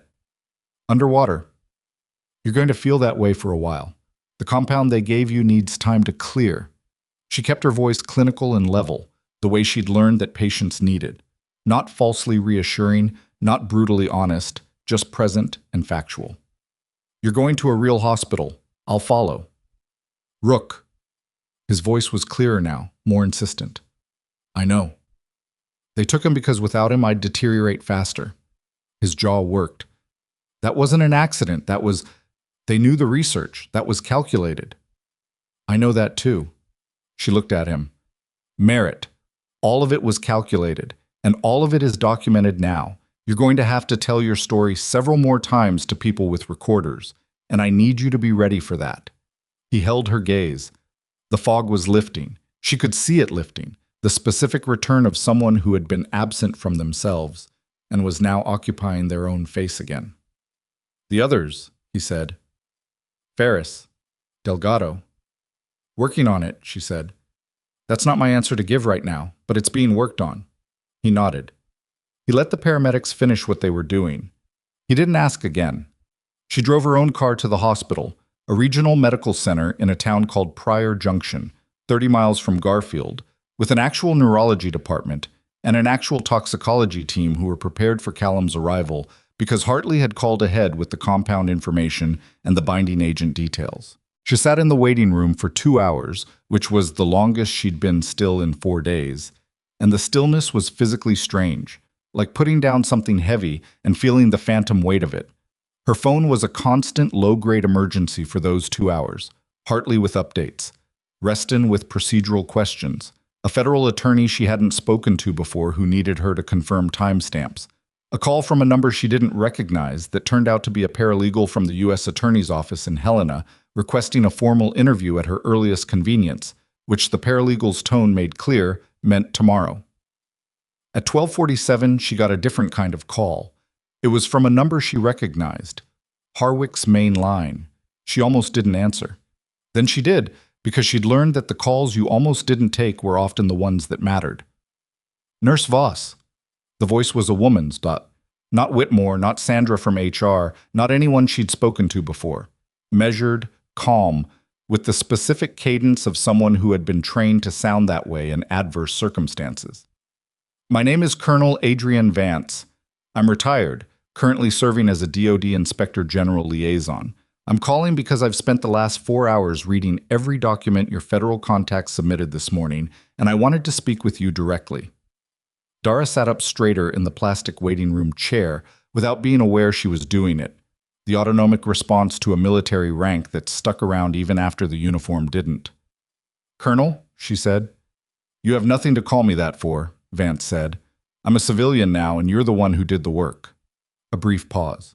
I want you to know that what you documented, the medication records, the dispensing logs, the Ferris file, the email, that last piece in particular has opened a door we have been standing outside of for 17 months. I want you to understand what that means in practical terms. Tell me. In the last 3 hours, we have executed warrants on Harwick Veterans Medical Center, on Valorian Group's regional offices in Billings, and on 2 secondary facilities in Idaho and Wyoming that follow the same operational pattern as Crestline. She paused. We have located Stuart Ferris. He's alive. He's in a facility in Wyoming, and he's been there for 9 months. Dara put her hand over her mouth, just for a second, then she took it away. Delgado, she said. We're still working on that location, but the Valorian Group's internal records, which we now have because the warrant covers their document servers, include a transfer manifest. Delgado is on it. Her voice was careful. We don't have confirmation of his condition. She held that. The people in custody, Vance continued, the Valorian program manager from the helicopter. He started talking 40 minutes ago.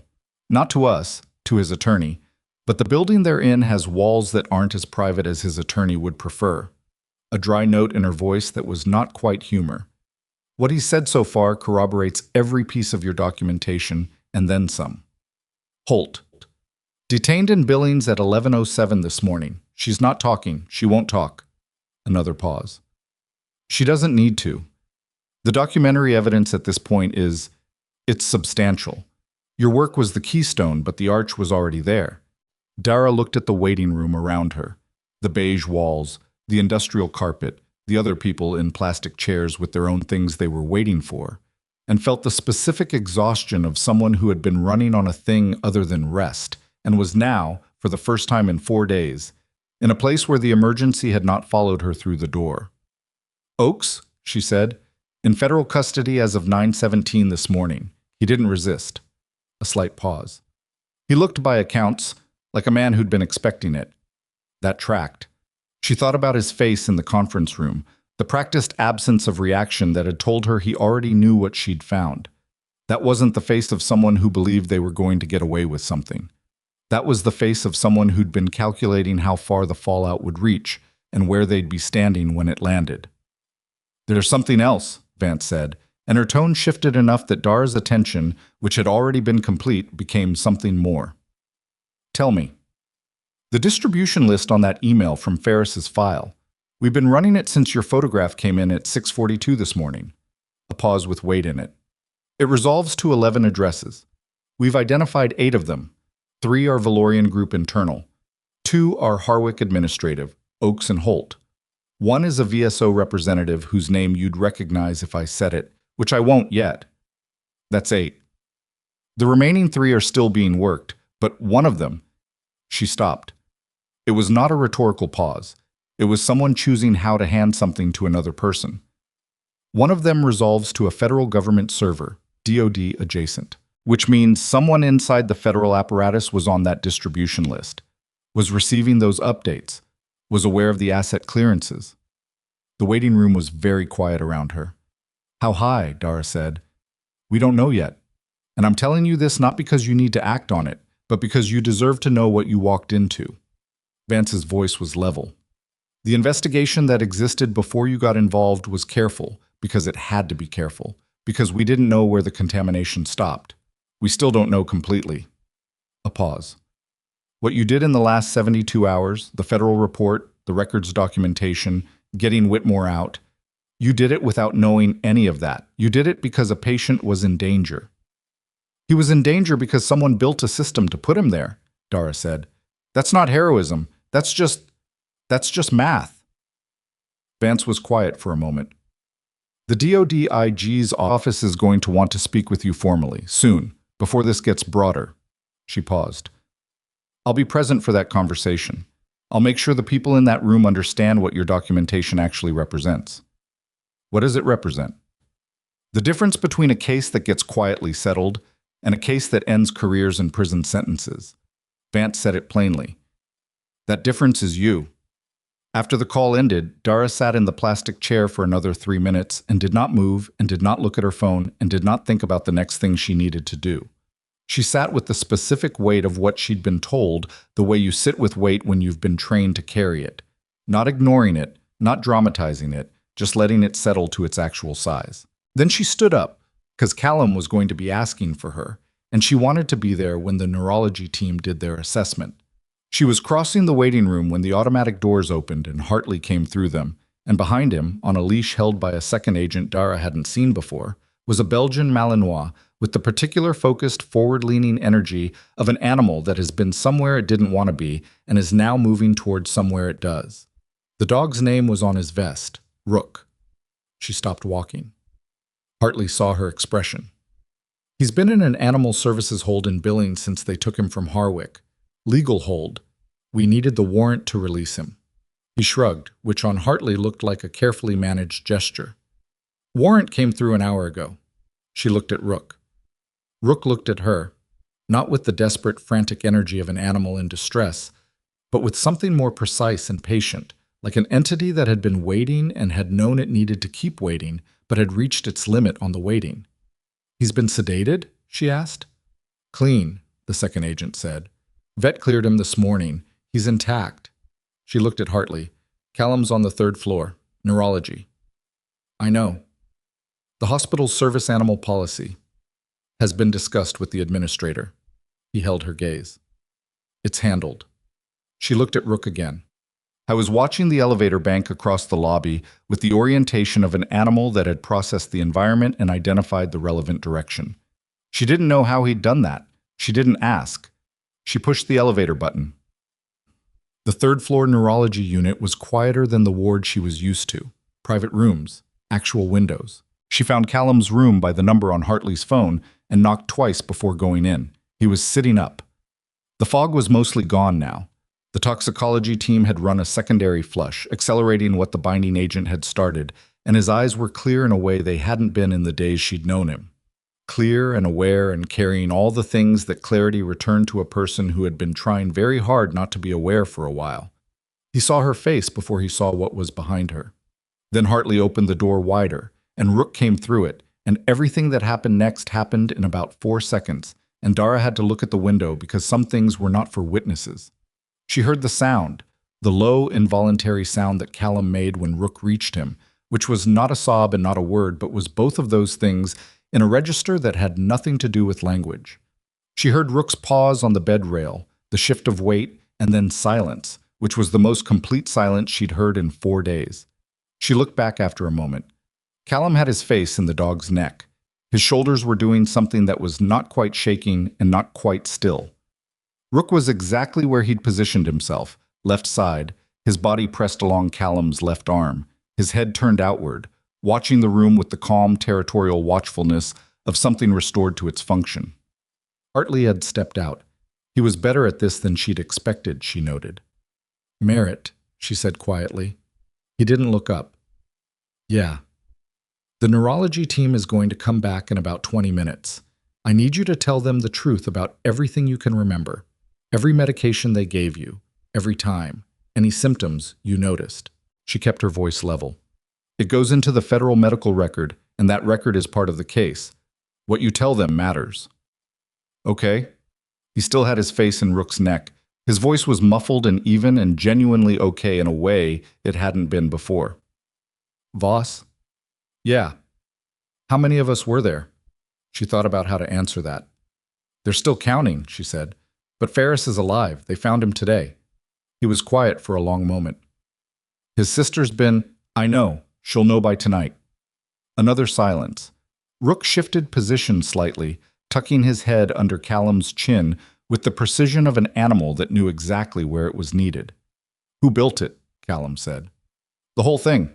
Who built it?" "A company called Valorian Group." She watched his face. "Does that name mean anything to you?" He was still for a long time, long enough that she thought he wasn't going to answer.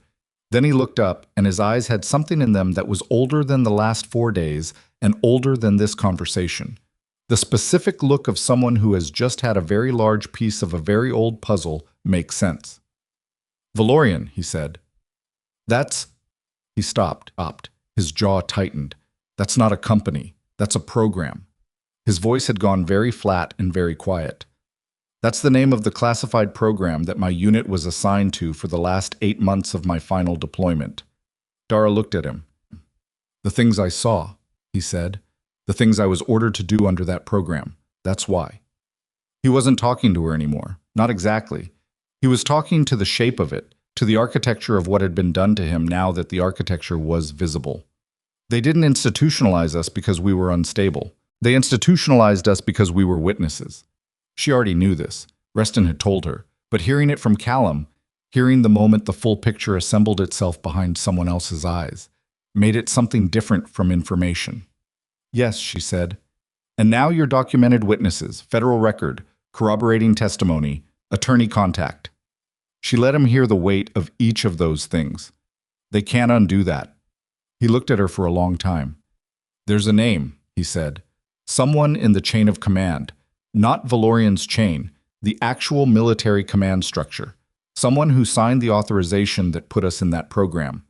His voice was careful, deliberate. "I never understood why that person never appeared in any of the post-deployment reviews. Why the paper trail just stopped, one level below them." She felt the hair on the back of her neck do what it did. She thought about what Vance had said. One of them resolves to a federal government server, DoD adjacent. "Tell me," she said. "Brigadier General Warren Solt," he said, "retired 18 months ago, very quietly. Pension intact, no review, no public record of why."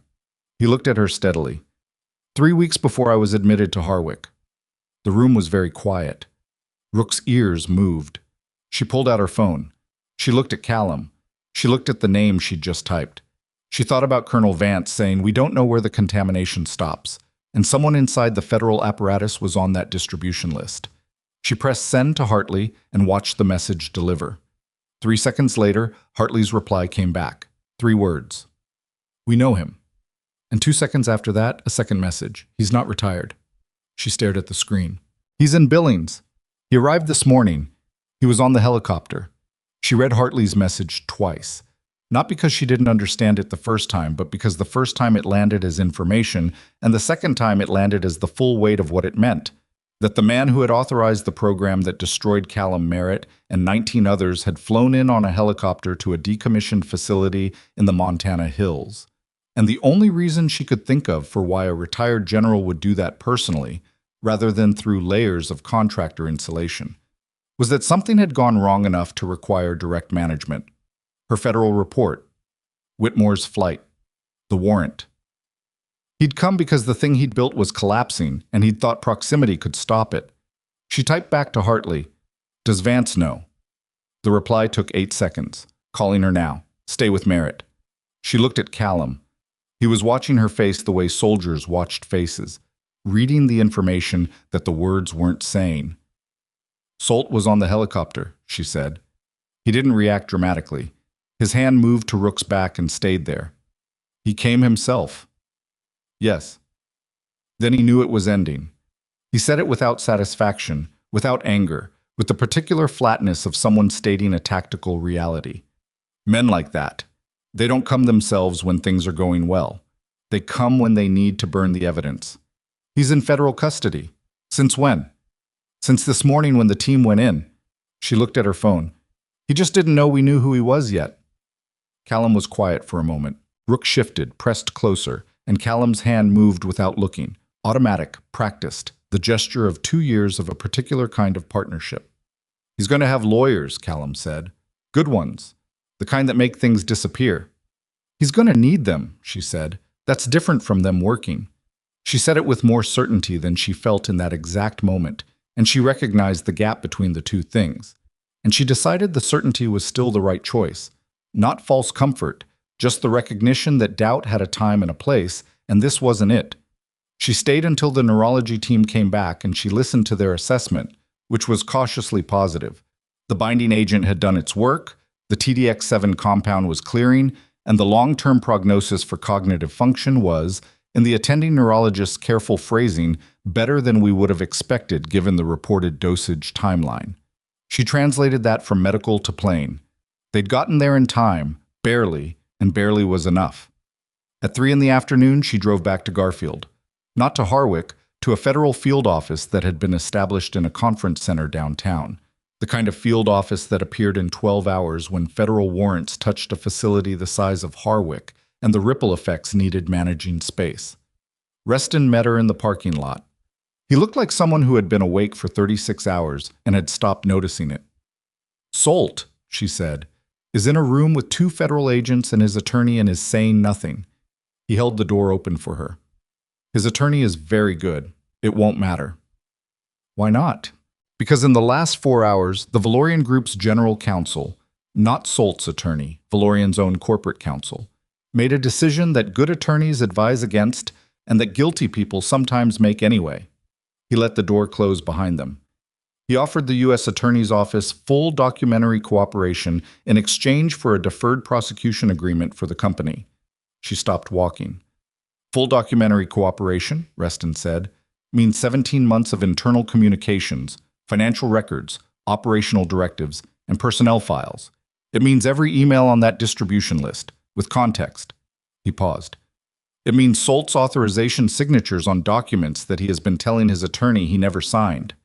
"Why would they do that?"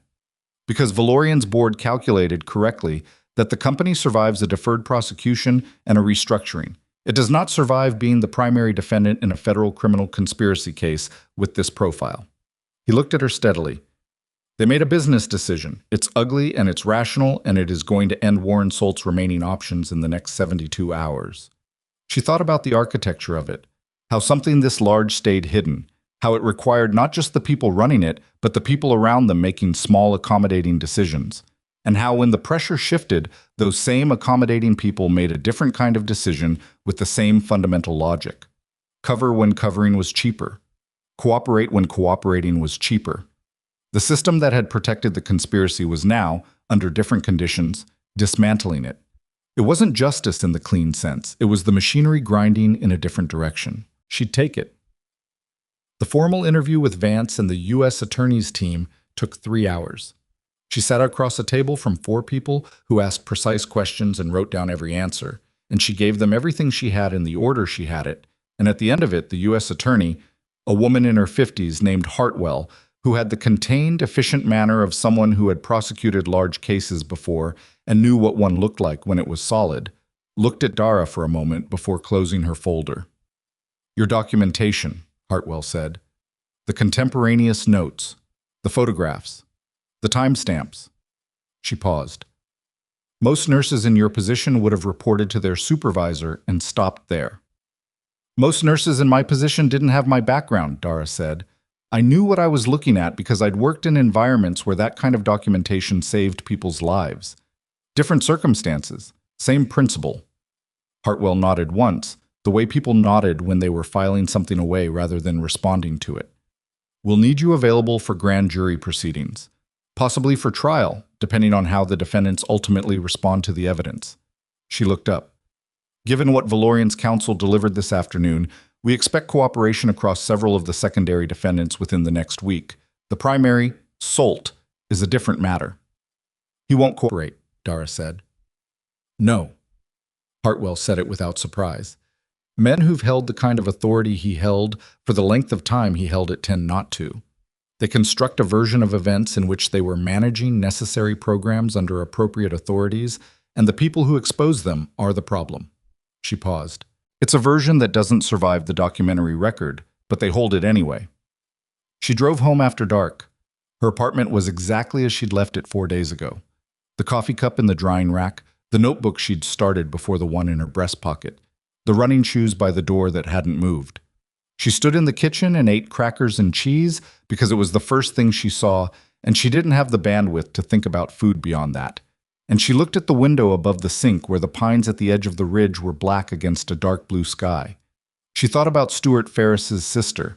She'd gotten a call from Hartley at 5:43, a brief call, logistics mostly, but at the end of it he'd said, as an addition, that Ferris's sister had been notified and that the call had been made by a federal victim's advocate and that it had been, in Hartley's flat phrasing, a difficult call that went the right direction.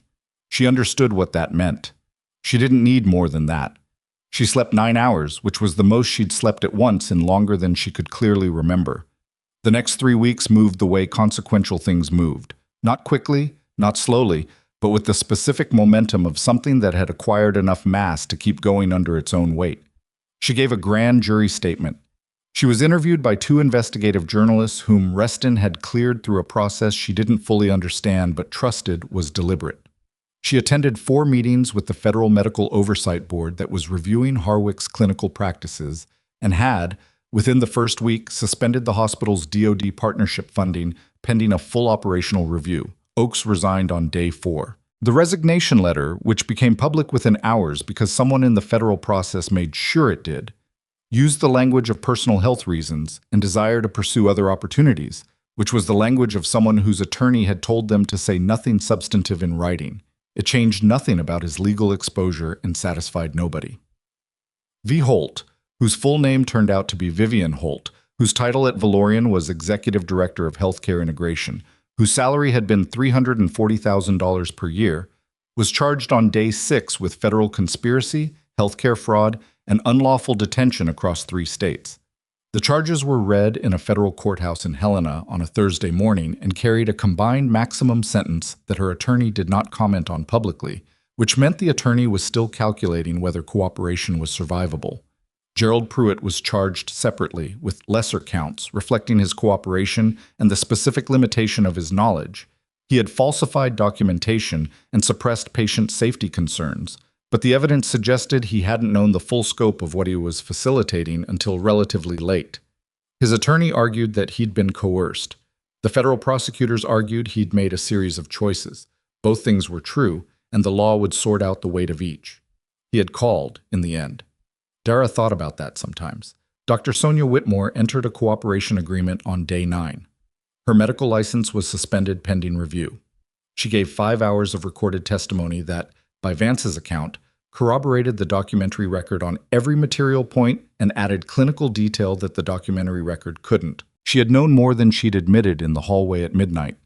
She'd known considerably more. Dara didn't forgive her for it. and didn't spend time not forgiving her. It was a fact, like a diagnosis. What you did with the fact was what mattered. Warren Solt was indicted on day 11. The indictment was 23 pages. It covered the authorization of a classified military program used as cover for the systematic discrediting of operational witnesses, conspiracy to commit healthcare fraud, unlawful detention under color of authority, and the charge that Vance told her had required the most careful building, abuse of a public trust for personal and corporate financial benefit, which carried its own federal weight beyond the other counts.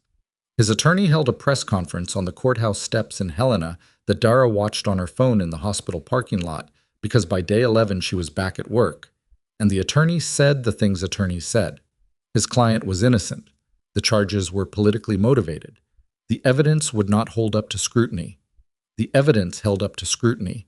It continued to hold up to scrutiny for the months that followed, because that was what 17 months of careful federal work, plus the 3 days of a nurse who didn't stop produced when it finally reached a courtroom. On the day Solt was indicted, something else happened that Dara learned about secondhand through Hartley the following morning. Marcus Delgado had been found, not at Crestline, not at the Wyoming facility where Ferris had been held, at a third location in Idaho that the Valorian corporate documents had identified as a contingency site, a place used for patients who'd become, in the internal language of those documents, resistance risks, which meant patients who'd shown signs of retaining enough cognitive function to resist what was being done to them.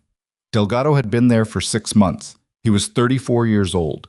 He had lost 18 pounds and had significant medication-induced cognitive effects that the medical team treating him described as partially reversible with time and appropriate care, which was the careful way of saying that some of what had been done to him could be undone and some of it probably couldn't. He was alive. He remembered his name. He remembered his unit, his deployment, the things he'd seen under the Valorian program, all of it. He remembered with the specific, tenacious clarity of someone who had held on to those memories as an act of will against a system designed to make them unreachable.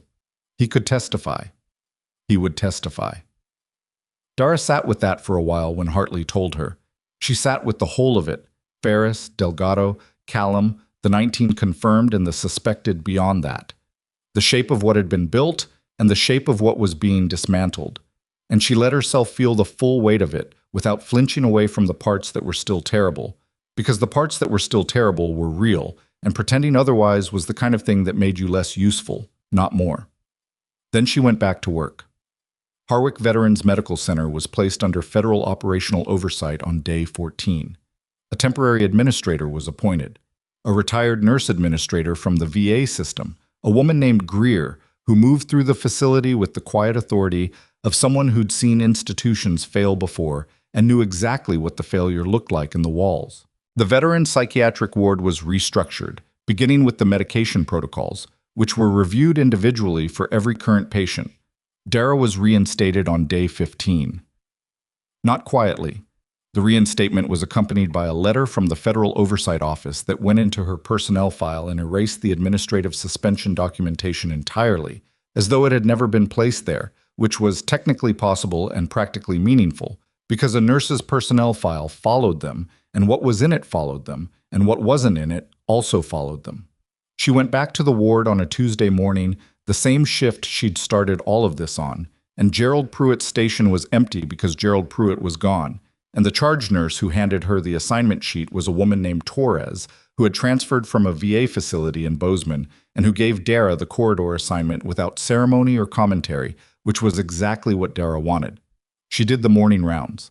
She checked in on each patient. She wrote in her notebook, which she'd replaced because the old one was federal evidence, and the new one was the same kind, small, narrow-ruled, fits in a breast pocket. And she wrote in the same precise way she'd always written, because habits that kept people alive were worth keeping. At 10:47, Colonel Vance appeared on the ward. Not in uniform, she'd said she was a civilian, and she presented as one, in a dark coat that nonetheless sat on her the way coats sat on people who'd worn structured clothing for decades. She found Dara in the medication room and stood in the doorway and waited until Dara looked up. "I wanted to come in person," she said. Dara set down the chart. "You didn't have to. I wanted to." She stepped in, Not far, keeping the doorway clear the way people kept exits clear when they weren't entirely sure of the room. The DODIG's office released its preliminary findings this morning. You'll see them publicly by end of day. She paused. Your actions, the clinical documentation, the chain of evidence, the federal report are cited in the findings, specifically and by name. Okay. There's going to be a formal recognition process, the kind that involves a ceremony and people in rooms. She said it with the dry register of someone who had attended many such ceremonies. I suspect you'll approach that the way you approach most things. How's that? By showing up and doing what's needed and not making a production of it. Something in Dara's chest did a thing she didn't try to name. The patients, she said. What happens to their cases going forward? Every veteran who is held in an unauthorized facility is receiving case-by-case federal review, individual advocates, medical support, legal remediation. Vance looked at her directly. It's not fast, it's not clean, but it's happening, and it will keep happening because the oversight structure required by the IG findings is now legally mandated and funded. A pause. That's what prosecution does, not just punish. It creates structure, requirements, somebody checking. Will Solt go to prison? Yes. She said it without hedging. His attorney is good. The case is better. He'll spend years trying to delay, and he'll spend years in federal prison, in whatever order the courts produce. She paused. Holt as well. The evidence from Valorian's corporate cooperation it's complete, Nurse Voss. It names names, and it has dates, and it has dollar amounts. And that combination does not produce acquittals. Dara looked at the medication room around her, the ordinary institutional space of locked cabinets and labeled shelves, and the particular smell of a place where people came to manage other people's chemistry. She thought about what it had meant, that she'd stood in this room and found an altered record and taken a photograph instead of putting the phone away. There's one more thing, Vance said. Dara waited. You're being offered a position, not as a floor nurse, as a clinical consultant to the DODIG's Healthcare Oversight Division. The role involves reviewing veteran psychiatric facilities for compliance with the new mandated protocols. She kept her eyes on Dara. It's federal. It's travel-heavy. It pays significantly more than your current position, and it uses every skill you have, the medical ones and the other ones. Dara looked at her. You don't have to answer today, Vance said. I know. Or this week. I know. She looked at the ward through the medication room window, the hallway, the doors, the nursing station at the far end. I'd want to finish standing up what's being rebuilt here first. That's a reasonable condition. Vance almost smiled. It's also the answer I expected. She left, and Dara went back to the afternoon rounds. And at 2:15 she passed room 12. Callum's room, still his room, though he'd been transferred back from the Prior Junction facility 4 days ago and was now 3 weeks into a treatment plan that involved an actual attending psychiatrist who had been vetted by the federal review team and actual medication protocols that had been reviewed by an independent pharmacologist, and crucially Rook, who had been formally reinstated as a credentialed service animal with documentation that now lived in 3 separate federal databases and that no administrative compliance officer would be touching again. She knocked twice and came in. He was sitting in the chair by the window, which was the chair he'd moved himself because the original placement had put the light behind him, and he didn't like having the light behind him. And Rook was on the floor with his head on Callum's left foot, not asleep, just present. There was a book open on Callum's knee, which was new, the first time she'd seen him with a book, which meant his concentration was coming back, which was its own form of vital sign. He looked up. The fog was gone. Had been gone for over a week now. What was there instead was a face she was still learning, the actual one, not the medicated version. Alert and guarded, and underneath both of those things, something quieter that was either peace or its precursor. Afternoon rounds, he said. Afternoon rounds. She checked the monitor. His blood pressure was good. His resting heart rate was lower than it had been on any day she'd seen him. How's the book? Slow. He said it without frustration. But I'm in it. That's different from 2 weeks ago. Yeah, she said. It is. She wrote it down. Concentration improving. Engagement with independent activity. Sleep quality per patient report. She looked at him. Last night, she said. He knew what she was asking. 3 hours uninterrupted. Then Rook shifted and I woke up, but it wasn't the usual kind of waking up. He looked at the dog. He knew I was okay. He went back to sleep. I'm writing Sleep Architecture Improving, she said. You're writing it diplomatically. That's what charts are for. She capped the pen. She looked at him, and he looked at her, and the room had the specific quality of a place where a lot of things had happened and were still, in their various ways, happening. Voss, he said. Yeah. What you did. He stopped. Started again, which was not a thing she'd seen him do often. He was usually precise with words, the way people were precise with things they'd learned to rely on. You didn't know what it was. You didn't know about Valorian or the program or any of it. You saw the medication record and you didn't put the phone away. Callum, let me finish. He looked at the window. I've been thinking about this for 3 weeks, about what it takes for someone to keep going when every structure around them is telling them to stop. Most people stop. His jaw moved. I've been in places where most people stop, and that's understandable. That's not weakness. That's just what happens when the pressure is built right. He looked back at her. You didn't stop. I've been in places where stopping meant someone died, she said. You get wired a certain way. That's what you're going to tell yourself? That's part of it. She looked at him honestly. And part of it was you. You counted things to keep them in order. You said that the first morning, and I thought about that, about someone trying to hold reality together with counting. And I couldn't put the phone away. He was quiet for a moment. Rook's ear twitched. Ferris is getting out of the Wyoming facility next week, Callum said. I talked to him yesterday. First time in 9 months. How was that? Hard. He said it without dressing it up. He's different.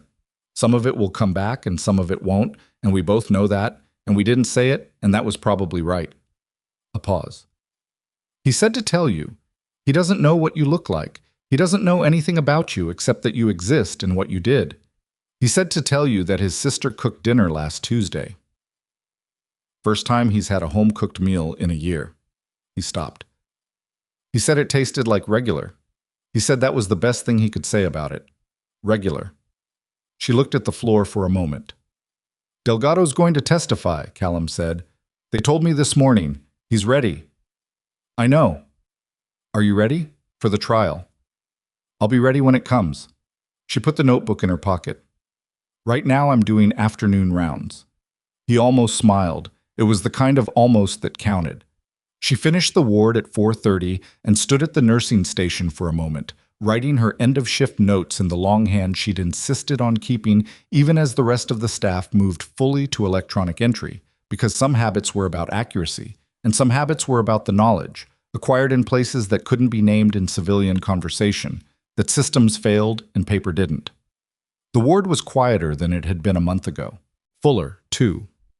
The census had gone up as the region's veteran population began to learn, through the particular informal networks that former service members maintained, that Harwick's psychiatric ward was being rebuilt around people who actually understood what it meant to carry a classified operational history into a civilian life that had no container for it. 3 new admissions in 2 weeks, all voluntary. All with service animals that had been given a proper intake process by a veterinary technician that Administrator Greer had hired in her first week. It wasn't fixed. Dara understood that clearly. You didn't fix something like this in 3 weeks. You built the conditions for fixing it, and then you did the work, and then you checked the work, and then you did it again.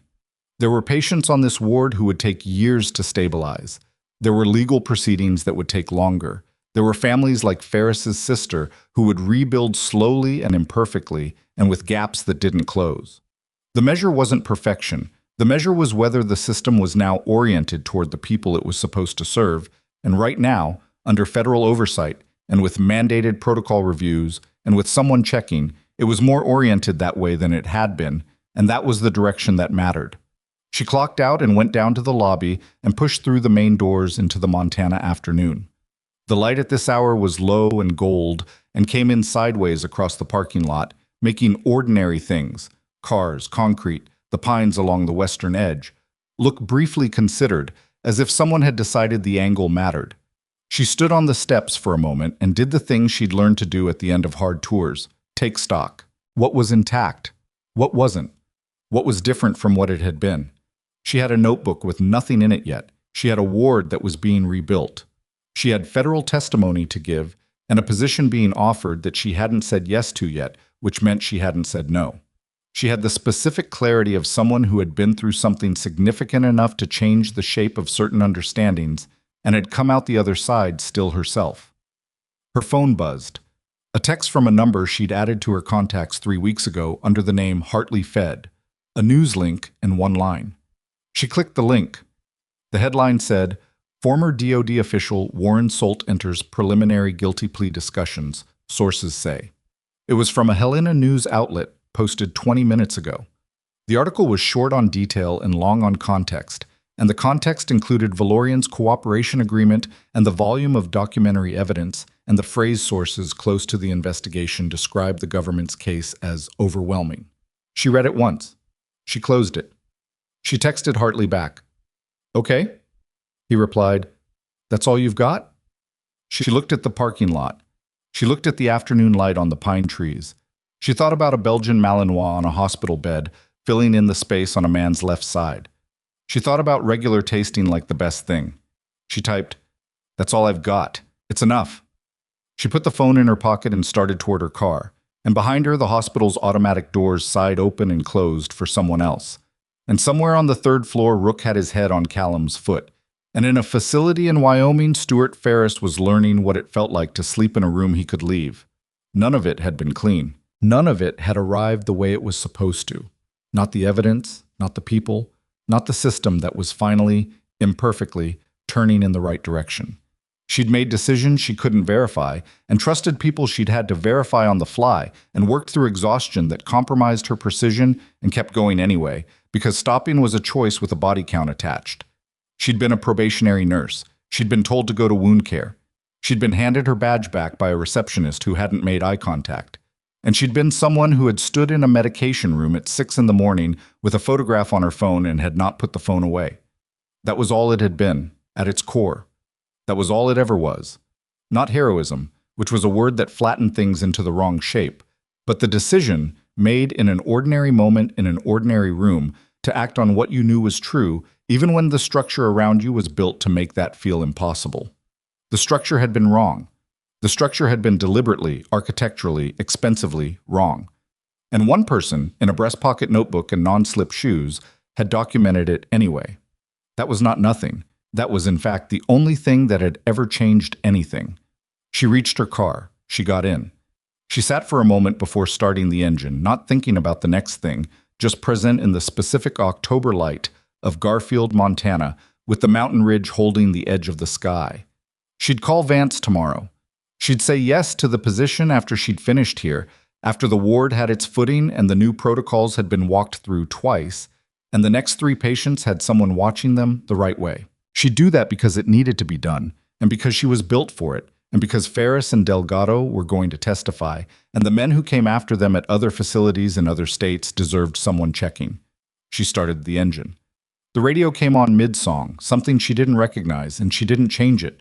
She drove out of the parking lot and onto the road that ran along the ridge, and the light was doing what it did at this hour in this place, and she let it.